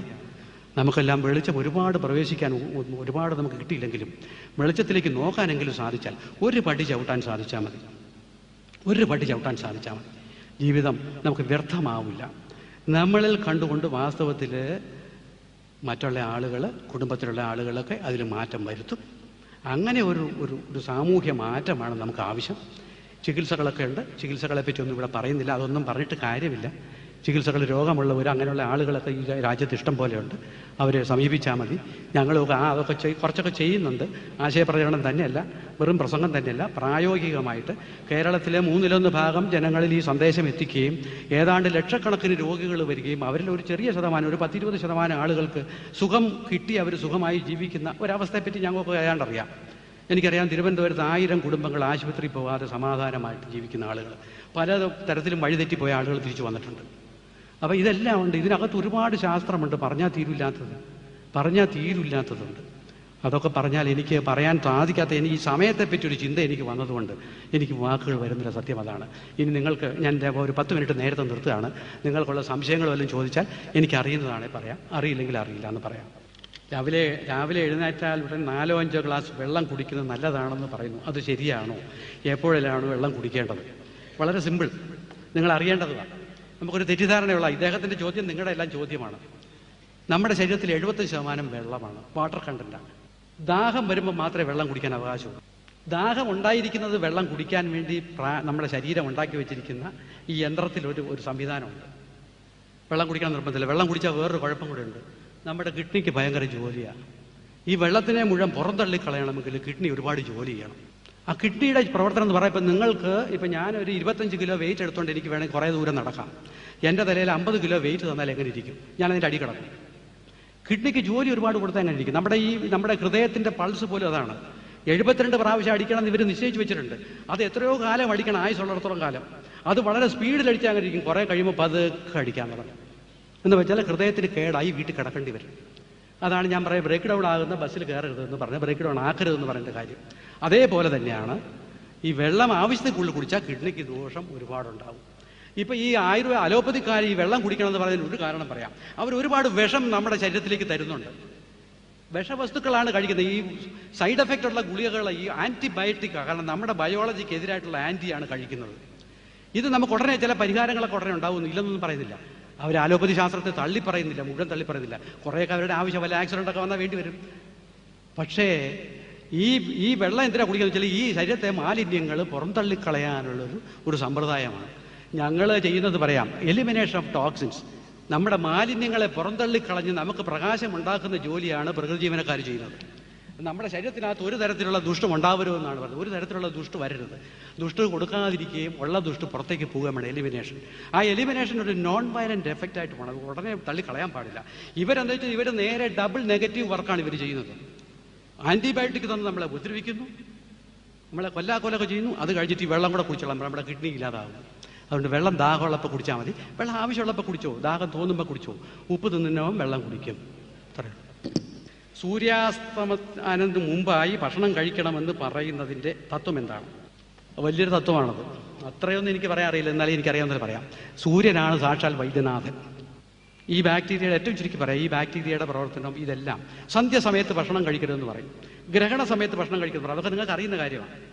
എന്ന് പറഞ്ഞ പോലെ സൂര്യൻ ഉദിക്കുന്നതിന് മുമ്പ് ഭക്ഷണം കഴിക്കാൻ വിധിയില്ല. ബ്രഹ്മമുഹൂർത്തത്തിലൊക്കെ വേറെ ധ്യാനം അതുപോലുള്ള കാര്യങ്ങളൊക്കെ ഉണ്ട്. അതിനൊക്കെ ഓരോ ചിട്ടകൾ വെച്ചിട്ടുണ്ട്. ഭക്ഷണം കഴിക്കുന്നത് സൂര്യൻ ഉദിച്ച് അസ്തമിക്കുന്ന കാര്യം 2 നേരം ഭക്ഷണം കഴിക്കാൻ. സൂര്യൻ അസ്തമിച്ച് കഴിഞ്ഞാൽ, ഇപ്പോൾ ആസ്മ രോഗികളോട് ഞങ്ങൾ പറയുന്നത് 6 മണി കഴിഞ്ഞാൽ പിന്നെ ഒന്നും കഴിക്കരുത്. വളരെ ലൈറ്റായിട്ട് നേരത്തെ വല്ലതും ലിക്വിഡായിട്ട് കഴിച്ചോണം. ഒരു 5 മണിക്ക് കഴിച്ചാൽ ആഹാരം കൂടുതൽ കഴിച്ചാൽ ദഹിക്കില്ല. 10 മണി കഴിഞ്ഞാൽ നമ്മുടെ ഉമിനീരിൻ്റെ ഘടന മാറുമെന്ന് പറഞ്ഞത് ദഹിക്കില്ല. കുഞ്ഞുങ്ങളെ രാത്രിയിൽ അഴിച്ചുണർത്തിയിട്ട് അവർക്ക് ഭക്ഷണം കൊടുക്കും, അവർക്ക് സൂക്കേട് വരും. അവർക്ക് വേണമെങ്കിൽ അവർ കഴിച്ചോളൂ എന്ന് വിചാരിക്കില്ല. അപ്പോൾ സൂര്യൻ ഉദിക്കുമ്പോൾ അസ്തമിക്കുന്നതിനകം ഭക്ഷണം കഴിക്കുമെന്ന് പറഞ്ഞത് ഉച്ചയ്ക്കാണ് നമുക്ക് നല്ല വിശപ്പ് വരുന്നത്. എന്താണ് അതിൻ്റെ അടിസ്ഥാനം? ഉച്ചയ്ക്കാണ് നല്ല വിശപ്പ് വരുന്നത്. മറ്റതൊക്കെ വിശപ്പല്ല, വിശപ്പ് ഉണ്ടാക്കുന്നുമില്ല. നമ്മൾ വിശപ്പില്ലാതെ കഴിക്കുകയാണ്. നിങ്ങൾ ശ്രദ്ധിച്ചോളാം. ഉച്ചയ്ക്ക് നമ്മൾ കൂടുതൽ കഴിക്കാൻ തോന്നും. അപ്പോൾ ഉച്ചയ്ക്ക് ഒരു ഫുൾ ചാപ്പാട് കഴിച്ച് കഴിഞ്ഞാൽ ബാക്കി 2 നേരം ലൈറ്റായിട്ട് കഴിക്കാനാണ് ഞങ്ങൾ പറയുന്നത്. ഒരു നേരം വൈകുന്നേരങ്ങളിലൊക്കെ പഴങ്ങൾ, ഡയബറ്റിക് ഇല്ലാത്തവർക്ക് പഴങ്ങൾ മാത്രം കഴിച്ചിരിക്കാൻ പറയും. അപ്പോൾ അതുകൊണ്ട് സന്ധ്യയ്ക്ക് മുമ്പ് ആഹാരം കഴിക്കണം. അർദ്ധരാത്രിക്ക് ഭക്ഷണം കഴിക്കാനേ വിധിയില്ല. അപ്പോൾ സന്ധ്യയ്ക്ക് മുമ്പ് ആഹാരം കഴിക്കണം എന്ന് പറയുന്നതിൻ്റെ കാര്യം ഇതാ. ഇന്ന് അതിൻ്റെ കാലമൊക്കെ ഒന്ന് മാറി 8-9 മണിക്കൊക്കെ കഴിക്കുള്ളൂ. സന്ധ്യയ്ക്ക് മുമ്പ് ആഹാരം കഴിക്കാന്ന് പറഞ്ഞാൽ പണ്ടത്തെ കാലത്തെ സമ്പ്രദായമാണ്. പണ്ട് നമ്മുടെ വയലിൽ പണിയെടുക്കുന്ന നമ്മുടെ പൂർവികരെല്ലാം അവരെല്ലാം കൃഷിയായിരുന്നല്ലോ, അഗ്രികൾച്ചർ ആയിരുന്നല്ലോ, കൃഷി ഒരു സംസ്കാരമായിരുന്നല്ലോ. അവരൊരു 11 മണിയാകുമ്പോഴാണ് കയറി വന്നിട്ട് അവർ കുറച്ച് കഞ്ഞി കുടിക്കും. അത് കഴിഞ്ഞ് വൈകുന്നേരം ഒരു 3-4 മണിയാകുമ്പോൾ അവർ കയറി വരുമ്പോൾ ഒരു കഞ്ഞി കുടിക്കും. ഇതേ ഉള്ളായിരുന്നുള്ളൂ. ഇതൊക്കെ പഴയ കാലത്തെ ആളുകൾ, ഒരു 10-50 കൊല്ലം മുമ്പ് വരെയൊക്കെ അങ്ങനെ ആയിരുന്നു. അപ്പോൾ അതെല്ലാം മാറി ഇന്നിപ്പോൾ 2 നേരത്തെ ആഹാരം കഴിക്കാൻ പറയുന്നതിൻ്റെ അർത്ഥം എന്താണെന്ന് വെച്ചാൽ, ഒരു നേരം ആഹാരം കഴിക്കുന്നവൻ യോഗിയാണെന്ന് പറയുന്നുണ്ട്, 2 നേരം കഴിക്കുന്നവൻ രോഗി, 3 നേരം കഴിക്കുന്നവൻ ഭോഗി എന്നാണ് പറയുന്നത്. അപ്പോൾ അതുകൊണ്ട് എങ്ങനെയെങ്കിലും 2 നേരം ഒന്ന് കഴിച്ച് സമാധാനപ്പെട്ട് ജീവിക്കാനാണ് പറയുന്നത്. ഞങ്ങളൊക്കെ അതിന് ശ്രമിക്കുന്ന ആളുകൾ 2 നേരത്തിൽ കൂടുതൽ കഴിക്കാറില്ല. ഒരുപാട് ചോദ്യങ്ങളുണ്ട്. ഞാൻ എത്രയും വേഗം പറഞ്ഞു തീർക്കാം, കാരണം സമയം പോകരുതല്ലോ. Please give examples of positive and negative foods. പറയാം, അത് ഞാനൊന്ന് പറഞ്ഞത്, അത് വളരെ ചുരുക്കിയാണ് പറഞ്ഞത്. അതായത് ഈ പോസിറ്റീവ് ഫുഡ് എന്ന് പറയുന്നത് നമ്മുടെ ശരീരത്തിന് യോജിക്കുന്ന ഭക്ഷണം, സസ്യാഹാരം ആണ്. പച്ചക്കറികളും പഴങ്ങളും ഇലക്കറികളും മാത്രമേ നമുക്ക് കഴിക്കാൻ വിധിയുള്ളൂ. നമ്മൾ ഫ്രൂട്ടേറിയൻസ് ആയിരുന്നു. അതൊന്നും ഞാൻ പറഞ്ഞില്ല, അവിടെയൊക്കെ പറയാൻ ഒരുപാടുണ്ട് അതിൻ്റെ തിയററ്റിക്കലായിട്ട്. ഫ്രൂട്ടേറിയൻസാണ് നമ്മൾ വാസ്തവത്തിൽ, നമ്മുടെ ശരീരത്തിൻ്റെ ഘടന അതാണ്. വെജിറ്റബിളേറിയൻസ് ആണ് നമ്മൾ, വെജിറ്റേറിയൻസും അല്ല, വെജിറ്റബിളേറിയൻസ് ആണ്.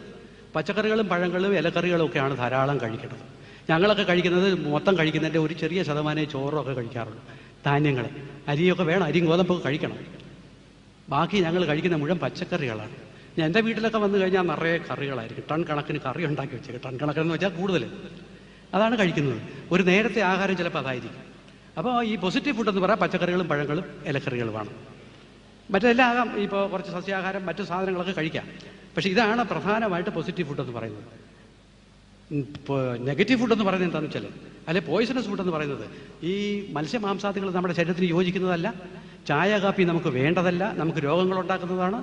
പിന്നെ വറുത്തതും പൊരിച്ചതും നമുക്ക്, അതായത് അതിൻ്റെ മോളിക്യൂൾസിൽ മുഴുവൻ, അതായത് നമ്മുടെ ഈ എണ്ണയ്ക്കകത്ത്, ചൂടെണ്ണയ്ക്കകത്ത് 100 ഡിഗ്രി 150 ഡിഗ്രി ചൂടായിരിക്കുന്ന എണ്ണയ്ക്കകത്തേക്ക് ഇടുന്ന സാധനം, അതിൻ്റെ എല്ലാ അംശങ്ങളും മോളിക്യൂൾസിലും ഈ എണ്ണ കയറി അതിന് കരിച്ചെടുക്കുകയാണത്. അപ്പോൾ എല്ലാ പോഷക ഗുണങ്ങളും, എല്ലാ ഗുണങ്ങളും ഒക്കെ നഷ്ടപ്പെട്ടിട്ട് ചുമ്മാ കറമറാന്ന് തിന്നാൻ മാത്രമേ പറ്റൂ. അതകത്ത് എന്ന ക്യാൻസർ ഉണ്ടാക്കാൻ എളുപ്പമാണ്, ഒരു സംശയമില്ല. എല്ലാവർക്കും ഉണ്ടാകുമോയെന്ന് ചോദിച്ചാൽ ഉണ്ടാകാൻ എളുപ്പമാണ്. അതിൻ്റെ കാരണങ്ങളതൊക്കെ. പിന്നെ ഇപ്പോൾ നമുക്ക് കിട്ടുന്നത്, നമുക്ക് ഈ പിന്നെ പച്ചക്കറികളിലും പഴങ്ങളിലും കിട്ടുന്ന നമുക്ക് ധാരാളം കീടനാശിനികൾ. ഇപ്പോൾ കോളയും മറ്റേ കീടനാശിനിയായിട്ടൊരു പരീക്ഷണം നടത്തി എവിടെ, ആന്ധ്രയിൽ എവിടെ ഒരു സ്ഥലത്ത്. കോള ഒഴിച്ചപ്പോൾ കോളയ്ക്കകത്ത് കീടങ്ങൾ ചത്തുപോയി, മറ്റേതിനകത്ത് ചത്തില്ല എന്ന് പറഞ്ഞത്.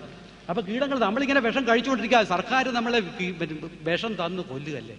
നമ്മൾ വാസ്തവത്തിൽ വെൽഫെയർ സ്റ്റേറ്റ് എന്നാണ് പറയുന്നത്. മദ്യം വിളമ്പുന്നു. അതിന് പുതിയൊരു മന്ത്രി വന്നപ്പോൾ എന്ത് പറ്റി, എനിക്കിത് പറയാം. ഞാനതിൻ്റെ മദ്യനിരോധന പ്രവർത്തകനാണ്, എനിക്കിത് പറയാം. എന്നെ കൊണ്ടുപോട്ടെ. അയാൾ വന്ന ഉടനെ അങ്ങോട്ട് മാറ്റിയെല്ലാം. അവസാനം എല്ലാവരുടെയും കൂടെ ഏതോ ഒരു പ്രഷർ കൊണ്ട് പാവങ്ങൾ എന്താ ഉണ്ടാക്കി വെക്കുന്നതെന്നറിയാം അവരൊക്കെ.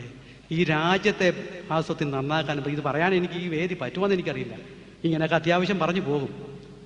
നമ്മൾ ഒരാളോട് എതിരല്ല, പക്ഷേ ഈ രാജ്യത്ത് കാണുന്ന കാര്യങ്ങളൊക്കെ ആലോചിച്ച് നോക്കുമ്പോൾ ഇപ്പോൾ എൻഡോസൾഫാനും കുഴപ്പമൊന്നുമില്ലെന്നാണ് പറയുന്നത്.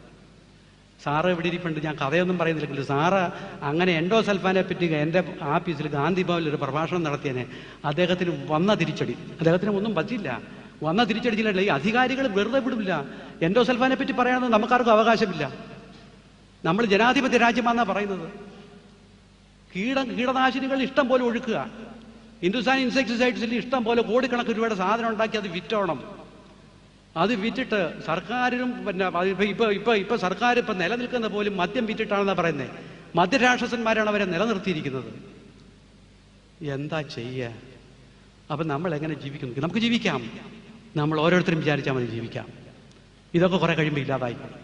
ഇതില്ലാതായി പോകണം അടുത്ത തലമുറയിലെങ്കിലും. അപ്പോൾ പോസിറ്റീവ് ഫുഡ് എന്ന് പറഞ്ഞാൽ നമ്മൾ ഈ രാസവസ്തുക്കളും കീടനാശിനികളും ചേർന്ന് അത് കഴിയുന്നിടത്തോളം ഇല്ലാതിരിക്കണം. ഞങ്ങളൊക്കെ വാങ്ങുന്നത് പുഴുക്കുത്തുള്ള ചീര വാങ്ങും. ശ്രദ്ധിക്കണം എല്ലാവരും, എളുപ്പം ഇപ്പോൾ സമയം പോകാറായി. പുഴുക്കുത്തുള്ള ചീര വാങ്ങും. പുഴുക്കുത്തെന്ന് പറയാൻ മനസ്സിലായോ? കീടങ്ങൾ കടിച്ച ചീരയെ ഞങ്ങൾ വാങ്ങുള്ളൂ. ഞങ്ങളൊക്കെ വാങ്ങും. എന്താ കാര്യം? അതിനകത്ത് കീടനാശിനി പ്രയോഗമില്ല. അതിൻ്റെ ബാക്കി ഭാഗം എടുത്ത് തോരൻ വെച്ച് കഴിക്കും. ചെറിയ ക്യാരറ്റേ വാങ്ങൂ, ചെറിയ കായേ വാങ്ങുള്ളൂ, ചെറിയ വെള്ളരിക്കയെ വാങ്ങുള്ളൂ. അതിനൊന്നും രാസവളത്തിൻ്റെ പ്രയോഗം അതിഭയങ്കര. ഇത്രയും നീളമുള്ള ക്യാരറ്റ് കിട്ടും, ഇത്രയും നീളമുള്ള പിന്നെ പഴങ്ങളൊക്കെ കിട്ടും. വാങ്ങില്ല, ഞങ്ങൾ മനഃപൂർവ്വമായിട്ട് വാങ്ങുന്നില്ല. കഴിയുന്നിടത്തോളം നാടൻ സാധനങ്ങൾ എവിടെയെങ്കിലും കിട്ടുമോ ഇല്ലെന്ന് നോക്കി നോക്കും. അപ്പോൾ പോസിറ്റീവ് ഫുഡ് കഴിക്കാൻ നമുക്ക് മാർഗമുണ്ട് കുറച്ചൊക്കെ എങ്കിലും. നെഗറ്റീവ് ഫുഡ് എന്ന് പറഞ്ഞാൽ ഇതൊക്കെയാണ്. പിന്നെ പോയിസണസ് ഫുഡ് എന്ന് പറഞ്ഞാൽ എന്താ ഇപ്പം പറയേണ്ടത്? ഞാൻ ഈ പറഞ്ഞെല്ലാം കൂടാതെ മദ്യം കഴിക്കുന്നവനെ എങ്ങനെ നമുക്ക് ഈ സമൂഹത്തിൽ നമുക്ക് സ്വീകരിക്കാം, മനുഷ്യനായിട്ട് സ്വീകരിക്കാം? ഒരുപാടുണ്ട്. അപ്പോൾ അതുകൊണ്ട് പോസിറ്റീവ് ഫുഡ് അതാണ്. ഞാനിപ്പോൾ അത് പറഞ്ഞു നിർത്തുന്നു. സംശയമുള്ള ആൾ, പിന്നെ ഞാനിവിടെ നാളെ കൂടെ ഉണ്ട്, അപ്പോൾ നമുക്ക് സംസാരിക്കാം. മാംസാഹാരം മനുഷ്യരാശിയുടെ ഭാഗമായതെങ്ങനെ? അതൊരു ചോദ്യം. ഇതിവിടെ ഇരിക്കുന്നു പൂർവികന്മാർ. അതിൻ്റെ എവല്യൂഷൻ എന്ന് മുതൽക്കാവണം, എങ്ങനെ ഉണ്ടായി? പ്രാചീന മനുഷ്യൻ മതങ്ങളുടെയും മറ്റും ആവിർഭാവത്തിന് മുമ്പ് സസ്യാഹാരിയും മാംസാഹാരിയും ആയിരുന്നില്ലേ? ഒരു ചോദ്യം എന്ന് ഞാൻ പറയുന്നുള്ളൂ. അങ്ങനെ പുറകോട്ട് പോകാനാണെങ്കിൽ ഒരുപാട് പറയാനുണ്ട്. സത്യം, നമ്മളിപ്പോൾ വലിയ വേദാന്തമൊന്നും, നമ്മുടെ ഈ യുക്തിവാദമാണ് ഇതൊക്കെ. ഞാൻ ആരെയും കുറ്റം പറയല്ല, ഇതൊരു ചരിത്ര സത്യം മനസ്സിലാക്കേണ്ടത് തന്നെയാണ്. ഈ ശരീരത്തിന് കേടാവുന്ന ഭക്ഷണം കഴിക്കരുതെന്ന് മാത്രമേ ഞാൻ പറഞ്ഞുള്ളൂ. ഇതിൻ്റെ എവല്യൂഷനെ പറ്റി പറയാം. നമ്മൾ പച്ചയിറച്ചി തിന്ന് കഴിച്ച ആളുകളുണ്ട്. പക്ഷേ ഇന്നത്തെ മനുഷ്യൻ പച്ചയിറച്ചി കഴിച്ചാൽ എങ്ങനെ ഇരിക്കും? അന്നത്തെ കാലത്ത്, അതായത് ഞാൻ നേരത്തെ പറഞ്ഞതുപോലെ മനുഷ്യകുലം ഉണ്ടാകുന്നതിന് മുമ്പ് തന്നെ ഈ ഭൂമി അല്ലെങ്കിൽ ഈ ആവാസ കേന്ദ്രം ഉണ്ടായിരുന്നു. ഇവിടെ മറ്റു ജീവജാലങ്ങളൊക്കെ ഉണ്ടായിരുന്നു എന്നാണ് പറയുന്നത്. ഓക്സിജൻ പോലും പിന്നീടുണ്ടായതാണ്. അപ്പം അങ്ങനെ വരുമ്പോൾ അന്ന് ഇറച്ചി പച്ചയിറച്ചി തിന്നിരിക്കുന്ന ആളുകളുണ്ട്, ഇന്നും കഴിക്കുന്നവരുണ്ട്. പക്ഷെ അവരുടെ ശരീരഘടന അന്ന് അതായിരുന്നു. ഇന്ന് എവല്യൂഷൻ വന്ന് ഇന്നിപ്പം നമ്മളിതിപ്പോൾ അതിനൊരു വേറൊരു ചെറിയ ഉദാഹരണം പറഞ്ഞാൽ മനസ്സിലാവും. പാടത്ത് പണിയെടുക്കുന്നവന് അധ്വാനിക്കുന്നവന് അധികം രോഗം വരാറില്ല. അവൻ കുറച്ചൊക്കെ നെഗറ്റീവ് ഫുഡ് കഴിച്ചാലും കുഴപ്പം വരാറില്ല. ഇന്ന് 90% ആളുകളും വെറുതെ ഇരുന്ന് ഭക്ഷണം മാത്രം തൊഴിലാക്കി, കഴിക്കുന്നത് മാത്രം തൊഴിലാക്കിയിരിക്കുന്നവരാണ്. അവർക്ക് ഇതൊക്കെ കഴിച്ചാൽ കുഴപ്പം വരും. തൽക്കാലം അത് മനസ്സിലാക്കിയാൽ മതി. ആ സുഹൃത്ത് എൻ്റെ ഇരിക്കെ വന്നാൽ എനിക്കറിയുന്ന കാര്യങ്ങൾ പിന്നെ പറയാം. സമയം കുറച്ച് പോകും എന്നുള്ളത് കൂടി ഞാൻ മാറ്റി വെക്കുന്നു. അത്യാവശ്യം എനിക്കറിയുന്നത് ഞാൻ പറയാം. എനിക്ക് വളരെ കൂടുതലൊന്നും അറിയില്ല. ദിവസേന എന്തൊക്കെ ഭക്ഷണം കഴിക്കാം പ്രകൃതി ചികിത്സ പ്രകാരം, അത് വളരെ സിമ്പിളാണ്. എന്തൊക്കെ കഴിക്കാമെന്ന് വെച്ചാൽ, നമ്മുടെ ഒരു നേരത്തെ ആഹാരം കഴിച്ചാൽ വിശന്ന് കഴിയുമ്പോഴേ അടുത്ത ആഹാരം കഴിക്കാവൂ. ഓരോരുത്തരുടെ അവരുടെ സമയവും സൗകര്യമൊക്കെ അനുസരിച്ചെന്ന് പറഞ്ഞാൽ, സമയം സൗകര്യം എന്ന് ഉദ്ദേശിക്കുന്നത് അവർക്ക് ജോലിയുള്ളവരുണ്ടാവും, രാവിലെ 5 മണിക്ക് പോകുന്നവരുണ്ടാവും, ഒക്കെ ഉണ്ടാവും. അവർ അഡ്ജസ്റ്റ് ചെയ്യുക. 2 നേരത്തിൽ കൂടുതൽ കഴിക്കേണ്ടെന്നാണ് ഞങ്ങളൊക്കെ പറയുന്നത്. ബാക്കി 3-ാമത്തെ നേരം പഴവർഗ്ഗങ്ങൾ തന്നെയായിരിക്കണം, ഡയബറ്റിക് അല്ലെങ്കിൽ. പഴങ്ങൾ കഴിച്ചാൽ 2 മണിക്കൂർ കൊണ്ട് ദഹിക്കാൻ. പഴം കഴിക്കുമ്പോൾ പഴം മാത്രം കഴിക്കുക. ഇതിനകത്തൊരു ഫുഡ് കോമ്പിനേഷനൊക്കെ ഉണ്ട്. അതായത് ഇതിന് ഈ ദഹന പ്രക്രിയ ഇതിനകത്ത് നടക്കണമെങ്കിൽ ചില വസ്തുക്കൾ കൂടി ചേർന്നാൽ ദഹനം നടക്കില്ല. ഇപ്പോൾ പുട്ടിൻ്റെ കൂടെ പഴം കഴിക്കുന്ന ഒരുപാട് ആളുകളുണ്ട്. അത് കഴിഞ്ഞ് നെഞ്ചരിച്ചില്ലെന്ന് പറഞ്ഞ് നടക്കും. സ്റ്റാർച്ച് ദഹിക്കാൻ പ്രത്യേക ഒരു എൻസൈം വേണം. പഴം ദഹിക്കില്ല അതിൻ്റെ കൂടെ. അപ്പോൾ ഇത് വരുമ്പോഴത്തേക്ക് ഒരു കൊളാപ്സ് ഉണ്ടാവും. ആ കൊളാപ്സ് ഉണ്ടാകുന്നതാണ് ഈ നെഞ്ചരിച്ചിൽ വരുന്നത്.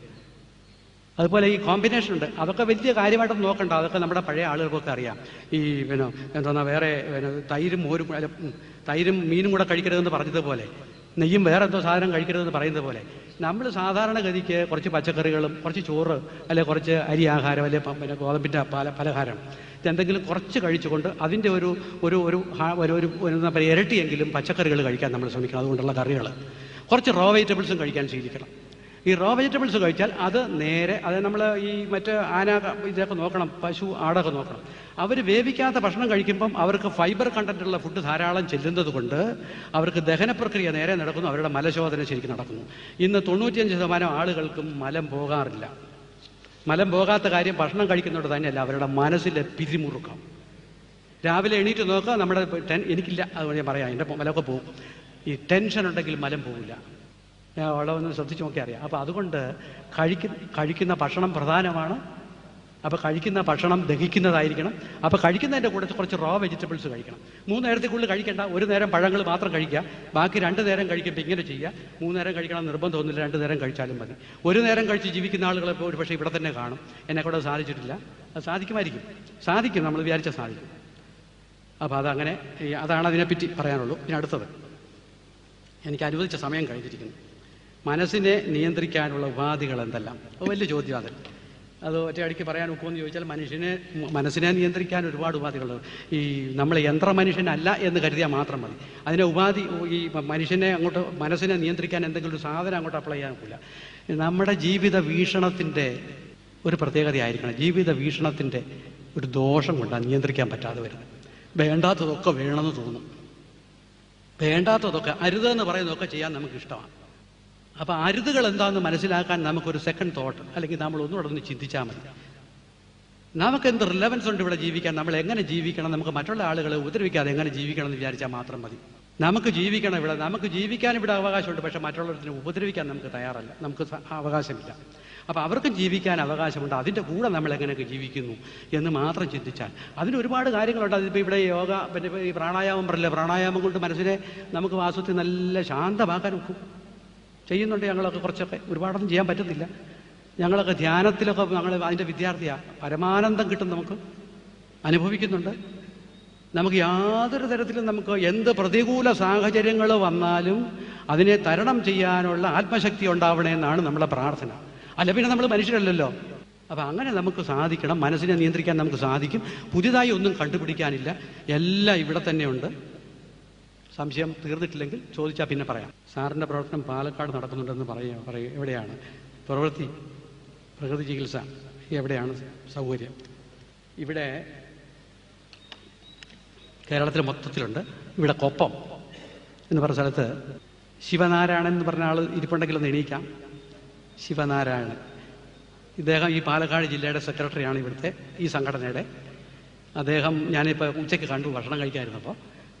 പിന്നെ കൊപ്പം എന്ന് പറഞ്ഞ സ്ഥലത്ത് ഏത് ദിവസമാണത്? ഞാനൊരു ലീഫ്ലെറ്റ് ഇവിടെ വിതരണം ചെയ്യാൻ കൊടുത്തോന്നറിയില്ല. ഇവിടെ കുറച്ച് പേർക്ക് കിട്ടാൻ ഒരു 10-500 ഞാൻ കൊണ്ടുവന്നിട്ടുണ്ട്. അത് വിതരണം ചെയ്ത് അതിനകത്ത് ഈ കേരളം മുഴുവനുള്ള വിവരങ്ങളെല്ലാം ഉണ്ട്. അപ്പോൾ മനസ്സിലായല്ലോ, 2-ാം ശനിയാഴ്ച രോഗികളുണ്ടെങ്കിൽ കുന്നത്തൂർ മേഡിലെ NSS കരയോഗത്തിൽ വെച്ച്, അല്ലാതെ ഒരുപാട് പ്രവർത്തനമുണ്ട്, അവിടെ ചെല്ലുമ്പോൾ അറിയാൻ നോക്കും. അതേപ്പറ്റി ഇപ്പോൾ പഠിച്ച് പറയേണ്ട കാര്യമില്ല, അങ്ങനെ പറഞ്ഞാൽ നമ്മുടെ സമയം കുറേ അങ്ങ് നഷ്ടപ്പെടും. അപ്പോൾ അതുകൊണ്ട് ഇവിടെ എല്ലായിടത്തും വ്യാപകമായി ഈ പ്രവർത്തനം, സൗജന്യ സേവനം ചെയ്യുന്ന, നിഷ്കാമകർമ്മം ചെയ്യുന്ന ഒരുപാട് ആളുകളുണ്ട്. ഈ സന്ദേശം പ്രചരിപ്പിക്കുക. മിക്കവാറും സെമിനാറുകളും മീറ്റിങ്ങുകളും ബോധവൽക്കരണ പരിപാടികളൊക്കെ സ്കൂളുകളിലും അതുപോലെ മറ്റു സ്ഥലങ്ങളിലുമൊക്കെ ടീച്ചേഴ്സിനും ഇങ്ങനെ ചെയ്തുകൊണ്ടിരിക്കുക. റെസിഡൻസ് അസോസിയേഷനിലൊക്കെ നടത്തിക്കൊണ്ടിരിക്കുന്നു. താങ്കളുടെ ഗുരു CRR വർമ്മ 70 വയസ്സിൽ മരിച്ചു. പ്രകൃതിയിൽ അനുസരിച്ച് അവർ അത്രയും ജീവിക്കുമെന്ന് വിശദീകരിക്കുക. ദൈവനിശ്ചയം എന്ന് പറയില്ലെന്ന് കരുതുന്നു. അത് വളരെ രസമായിരിക്കുന്നു. ഞാനൊന്നും പറയണ്ടെന്ന്. വർമാജി മരിച്ചു, അതിന് ഉത്തരം ഞാൻ പറയണം.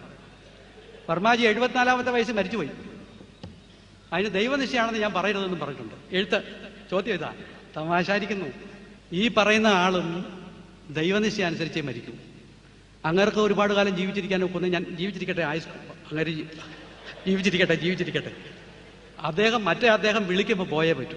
പ്രകൃതി ചികിത്സകരെന്ന് പറഞ്ഞാൽ ചോദ്യത്തിൻ്റെ അടിസ്ഥാനം വേറെയാണ്. എല്ലാം തികഞ്ഞവരാണ് ഈ മനുഷ്യർ, ഇതിൻ്റെയൊക്കെ ആളുകൾ. ഇപ്പം ഞാനിവിടെ ഇരിക്കുന്നവൻ എല്ലാം തികഞ്ഞവനാണെന്നൊരു ധാരണ നിങ്ങൾക്ക് ആർക്കും വേണ്ട. സാധാരണ നിങ്ങളെപ്പോലൊരു മനുഷ്യൻ ദൈവനിയോഗം കൊണ്ട് ഈ വഴിക്ക് വന്ന് ഇതൊക്കെ കുറച്ച് കാലം ചെയ്യാൻ സാധിക്കുന്നു. ഇത് എപ്പോഴാണ് അദ്ദേഹം വേണ്ട നീ നിർത്തുമെന്ന് പറയുമ്പോൾ അപ്പം അങ്ങ് നിർത്തും, അത്രേ ഉള്ളൂ. നമുക്കല്ലാതെ വേറെ യാതൊരു ഇതുമില്ല, നമുക്കൊരു ഉറപ്പില്ല. സാധാരണ മനുഷ്യരാണ്. നമുക്കിതിനോടൊക്കെ കുറച്ചൊരു നീതി കാണിക്കാൻ ഒക്കുന്നതുകൊണ്ടാണ് ഇങ്ങനെ വന്ന് പറയാൻ സാധിക്കും. ഇല്ലെങ്കിൽ ഉള്ളിൽ നിന്ന് വാക്കുകൾ വരില്ല. ചുമ്മാ ഇരുന്ന് ആർക്കെങ്കിലും എന്തെങ്കിലും പറയാനൊക്കില്ല, നമ്മളെല്ലാം ചെയ്താൽ മാത്രമേ പറയാനൊക്കൂ. മരിക്കേണ്ടവൻ മരിക്കും. ഞാൻ അദ്ദേഹത്തിനോട് തന്നെ പറയുക, മരിക്കേണ്ടവൻ മരിക്കും മരിക്കേണ്ട സമയത്ത്. ആക്സിഡൻറ്റ് വന്ന് മരിക്കുന്നത് പോലെ അവൻ്റെ ആയുസ് അറ്റിട്ട് തന്നെയാണ്. ജനിക്കേണ്ട സമയത്ത് മാത്രമേ ജനിക്കൂ. സർവ്വാരോഗ്യത്തിൽ കൂടി വർമാജി ജീവിച്ചിരിക്കണമെന്ന് പറയാം. വർമാജിയുടെ ഒരു പ്രത്യേകത കൂടെ പറയാം. അതിവിടെ പറയേണ്ട കാര്യം, അല്ലെങ്കിൽ അങ്ങനെ മരിച്ചുപോയ ഒരാളെ പറ്റി ഇങ്ങനെ പറയേണ്ട കാര്യമില്ല. അദ്ദേഹത്തെ 25 വർഷം അദ്ദേഹം ഒരു ദൈവനിയോഗം പോലെ ഡൽഹിയിൽ ഒരു എഞ്ചിനീയറായ മനുഷ്യൻ. ഇപ്പോൾ അതിന് സമയമില്ലെങ്കിൽ ഞാൻ ഒന്ന് എളുപ്പം പറഞ്ഞു തീർക്കാം. ഇവിടുത്തെ വിഷയം അതല്ല, വർമാജിയെ ഇവിടെ അനുസ്മരിക്കാനല്ല. അദ്ദേഹത്തിൻ്റെ ഗുരുനാഥൻ പറഞ്ഞു, നീ ജോലി രാജിവെച്ച് നാട്ടിൽ പോയി നീ ഈ സേവനം ചെയ്യാൻ പറഞ്ഞു. അദ്ദേഹം വന്നു. 25 കൊല്ലം അദ്ദേഹം വർക്ക് ചെയ്തു, ഓടി നടന്നു. ഞങ്ങളെല്ലാം കൂടെ അദ്ദേഹത്തെ ശരിക്കും ശാരീരികമായി ഉപദ്രവിച്ചു. തിരുവനന്തപുരത്ത് എനിക്ക് 3 പ്രാവശ്യം ഒരു മാസത്തിൽ വന്നില്ലെങ്കിൽ എനിക്ക് ഇഷ്ടപ്പെടില്ല. അദ്ദേഹം വരും, അങ്ങനെ ഒരു മനുഷ്യനായിരുന്നു. അങ്ങനെ അദ്ദേഹത്തിൻ്റെ ശരീരമൊക്കെ ക്ഷയിച്ചു. അദ്ദേഹം പോകാറായപ്പോൾ അങ്ങ് പോയി. ഒരു കാരണം കൊണ്ട് ചികിത്സയൊന്നും ചെയ്യാതെ അദ്ദേഹം ഒരു അങ്കമാലിയിലോ മറ്റോ കാലടിയിലോ മറ്റോ ഏറ്റവും അവസാനം സംസാരിക്കുമ്പോൾ അദ്ദേഹത്തിന് ക്ഷീണമാണെന്നും പറഞ്ഞിരുന്നു, സംസാരം നിർത്തിയിട്ട്. അത് കഴിഞ്ഞ് അദ്ദേഹം 1 കൊല്ലം ഗുരുനാഥൻ പറഞ്ഞു, ഡൽഹിയിലിരിക്കുന്ന ജീവിച്ചിരിപ്പുണ്ട്, അദ്ദേഹം പറഞ്ഞു, സ്വാമിനാഥൻജി പറഞ്ഞു, ഇനി ഒന്നും ചെയ്യേണ്ട, ചുമ്മാ പഴങ്ങൾ മാത്രം കഴിച്ചിരുന്നോളാൻ പറഞ്ഞു. ഇടയ്ക്കിടയ്ക്ക് ഞങ്ങൾ പോയി കാണുമ്പോൾ അദ്ദേഹത്തിന് ശരീരത്തിനൊക്കെ വേദന ഉണ്ടെന്ന് പറഞ്ഞു. എന്താണ് കാരണം? പലതും അദ്ദേഹത്തിന് ക്യാൻസർ വന്നു എന്ന് പറയുന്നു. ആവട്ടെ, എനിക്കറിയില്ല. ഞങ്ങളൊക്കെ പോകുന്നു, വളരെ അടുപ്പമുണ്ടായിരുന്നു. അദ്ദേഹത്തിന് അങ്ങനെ എന്തോ വിഷമങ്ങളൊക്കെ ഉണ്ടായി, അദ്ദേഹം അങ്ങ് മരിച്ചു പോയി എന്നുള്ളൂ. ഈ പറയുന്ന ഇവിടെ നിൽക്കുന്ന ഞാനും എപ്പോഴാണ് പോകുന്നതെന്ന് എനിക്കറിയില്ല. ഏതാണ്ടൊരു ധാരണയുണ്ട് എനിക്ക്, പക്ഷെ അതിനു മുമ്പ് ആകാൻ വേണമെങ്കിൽ. ഞാൻ ജാതകത്തിലൊക്കെ വിശ്വസിക്കുന്ന ആളെ, ഏതാണ്ടൊരു ചെറിയ ധാരണയുണ്ട്, ഇന്ന സമയത്തേ ഉള്ളൂ, അതുവരെയൊക്കെ ഇങ്ങനെ കറങ്ങി നടക്കാമെന്ന് വിചാരമുണ്ട്. പക്ഷേ എനിക്ക് പറ്റില്ല. ഞാൻ പ്രകൃതി ഉത്സവനാണെന്നും പറഞ്ഞ് ഞാനൊരു 90 വയസ്സ് വരെ ജീവിച്ചിരിക്കുന്നത്. എനിക്ക് 77 വയസ്സ് വരെ എൻ്റെ ജാതകത്തിൽ എഴുതിയിരിക്കുന്നത്. അത് കഴിഞ്ഞാൽ ജീവിക്കുമായിരിക്കും വേണമെങ്കിൽ. പക്ഷെ അത് പ്രകൃതി ഉത്സവക്കാരനുണ്ടല്ലോ, ദൈവം തമ്പുരാൻ നിശ്ചയിച്ചാൽ മാത്രമേ ഉള്ളൂ. അങ്ങനെ വിളിക്കുമ്പോൾ പോകണം. അങ്ങേർക്കൊരു കണക്കുണ്ട്. അത്രയും കാലമേ ഈ ഭൂമിയിൽ നമുക്കിരിക്കാവും. നമ്മുടേത് ഇത് കഴിഞ്ഞ് ഇത് മണ്ണാവണം. ഈ മണ്ണിൽ നിന്ന് വേറെ കൃഷി ചെയ്യണം, എവല്യൂഷനാത്. ഇത് വേറെ ചെടികളുണ്ടാവണം, ഇത് വളമായിട്ട് വേറെ ചെടി ഉണ്ടാകണം. അപ്പോൾ പോകേണ്ട സമയത്ത് നമ്മളെ തിരിച്ചു കൊണ്ടുപോകും. നെഹ്റുവിനെ നമ്മളിപ്പോൾ തിന്നുകൊണ്ടിരിക്കുക. നെഹ്റുവിൻ്റെ ഒക്കെ വെതറിയില്ല ഇവിടെയൊക്കെ, മഹാത്മാഗാന്ധിയുടെ വെതറിയില്ല. അതെല്ലാം നമ്മൾ ഈ എവല്യൂഷൻ നടന്നുകൊണ്ടിരിക്കുക. അപ്പോൾ അതിൽ വർമാജി പോയി, ഞാനും പോകും, നിങ്ങളും ഒക്കെ എപ്പോഴെങ്കിലും പോകേണ്ടി വരും. എന്നിട്ട് ഞാൻ അങ്ങനെ നിങ്ങളെയൊക്കെ അനുഗ്രഹിക്കല്ല. പോകാതെ പറ്റില്ല. ആർക്കും ഇവിടെ ജീവിക്കാനൊക്കില്ല. അതുകൊണ്ട് ആരോഗ്യം എന്ന് പറയുന്നത് ജീവിച്ചിരിക്കുമ്പോൾ, ജനിച്ചാൽ മരിക്കുന്നത് വരെ രോഗമുണ്ടാവണം നിർബന്ധമില്ല. നമ്മുടെ ഈ പൈതൃകം, ഈ പറയുന്ന Indian institute of scientific heritage പറയുന്ന ഈ പൈതൃകം, ഈ നമ്മുടെ ഈ ശാസ്ത്രം ഒന്ന് പഠിച്ച്, ആരോഗ്യശാസ്ത്രം ഡോക്ടർ ഗോപാലകൃഷ്ണൻ സാറ് സസ്യാഹാരത്തിൻ്റെ ശാസ്ത്രീയതയെ പറ്റി ഒരു പുസ്തകം എഴുതിയിട്ടുണ്ട്. സ്വല്പം എൻ്റെ ഒരു ഇൻഫ്ലുവൻസ് ഉണ്ടെന്ന് എനിക്ക് തോന്നുന്നു, ഞാൻ അങ്ങനെ അവകാശപ്പെടുന്നു. എഴുതിയിട്ടുണ്ട്. വളരെ ശാസ്ത്രീയമായിട്ട്. കേരളത്തിൽ ആരും ഇതുവരെ പറഞ്ഞിട്ടില്ല. മറ്റുള്ള പുസ്തകങ്ങളെ ആദ്യം കണ്ടിട്ടില്ല, ഇതുവരെ ആരും പറഞ്ഞിട്ടില്ല. ഞങ്ങളൊക്കെ ഭയങ്കര വിദഗ്ധന്മാരാണെന്ന് പറയും. ഇതുവരെ അദ്ദേഹം സയൻറ്റിസ്റ്റാണ്, ശാസ്ത്രീയമായിട്ട് അതേപ്പറ്റി പറഞ്ഞിരിക്കുന്നു. അപ്പോൾ ഇതൊക്കെ ആണ് ആവശ്യം. അപ്പോൾ അതുകൊണ്ട് ഇതനുസരിച്ച് ജീവിച്ചാൽ മാത്രം മതി. നിങ്ങൾക്കെല്ലാം പരമാനന്ദത്തോടു കൂടി ജീവിക്കാനൊക്കും. നിങ്ങളുടെ ജീവിതത്തിനൊരു ലക്ഷ്യമുണ്ട്, ആ ലക്ഷ്യം നിറവേറ്റാൻ നിങ്ങൾക്ക് പറ്റും. നിങ്ങളുടെ സമൂഹത്തെ നിങ്ങൾക്ക് സേവിക്കാൻ പറ്റും. നിങ്ങൾക്ക് സമാധാനമായിട്ട് നിങ്ങളുടെ ജീവൻ നിങ്ങൾക്ക് വെടിയാൻ പറ്റും. അങ്ങനെ നിങ്ങൾക്കെല്ലാം അനുഗ്രഹം ഉണ്ടാവട്ടെ എന്ന് പറഞ്ഞ്, എന്നുവെച്ചാൽ സമാധാനത്തോടെ മരിക്കണം എന്നല്ല ഞാൻ പറഞ്ഞത്. സുഖമായ ഒരു ജീവിതം, സന്തോഷകരമായ ഒരു ജീവിതം നിങ്ങൾക്ക് ഉണ്ടാവട്ടെ. നിങ്ങൾ സസ്യാഹാരത്തിലേക്ക് വരണം. നിങ്ങൾ നെഗറ്റീവായിട്ടുള്ള തിങ്കിങ് പോലും പാടില്ല. നെഗറ്റീവ് തിങ്കിങ് ഉണ്ടെങ്കിൽ, ഞാനതൊന്നും പറഞ്ഞില്ല കേട്ടോ, ഇപ്പോൾ ഓർത്ത് പറയാം. നെഗറ്റീവ് തിങ്കിങ് ഉണ്ടെങ്കിൽ നെഗറ്റീവ് എൻസൈംസ് നമ്മുടെ ബോഡിയിൽ ഉണ്ടാകും. നെഗറ്റീവ് എൻസൈംസ് നമ്മുടെ ബോഡിയിൽ ഉണ്ടായിക്കഴിഞ്ഞാൽ അതായത് നമുക്ക് സൈക്കോസോമാറ്റിക് രോഗങ്ങളാണ്. ഇതൊക്കെ ഞാൻ വിട്ടുപോയ കാര്യങ്ങളാണ്. നമുക്കുണ്ടാകുന്ന രോഗങ്ങളൊന്നും രോഗാണുക്കളല്ല. രോഗാണുക്കളെന്നൊക്കെ പറഞ്ഞതൊക്കെ വെറുതെ, അതൊന്നും പറയുന്നില്ല ഇപ്പോൾ. അപ്പോൾ ചുരുക്കം പറഞ്ഞാൽ നമുക്ക് സമാധാനപൂർണ്ണമായ ഒരു ജീവിതം നയിക്കാൻ നമുക്ക് സാധിക്കും. അത് നിങ്ങളത് മനസ്സിലാക്കി നിങ്ങൾ അങ്ങനെ ജീവിക്കണം. നിങ്ങൾക്ക് സർവ്വ ആരോഗ്യവും ആയുരാരോഗ്യവും ഉണ്ടാവട്ടെ എന്ന് പ്രാർത്ഥിച്ചുകൊണ്ട് ഞാൻ എൻ്റെ വാക്കുകൾ നിർത്തുന്നു. നമസ്കാരം.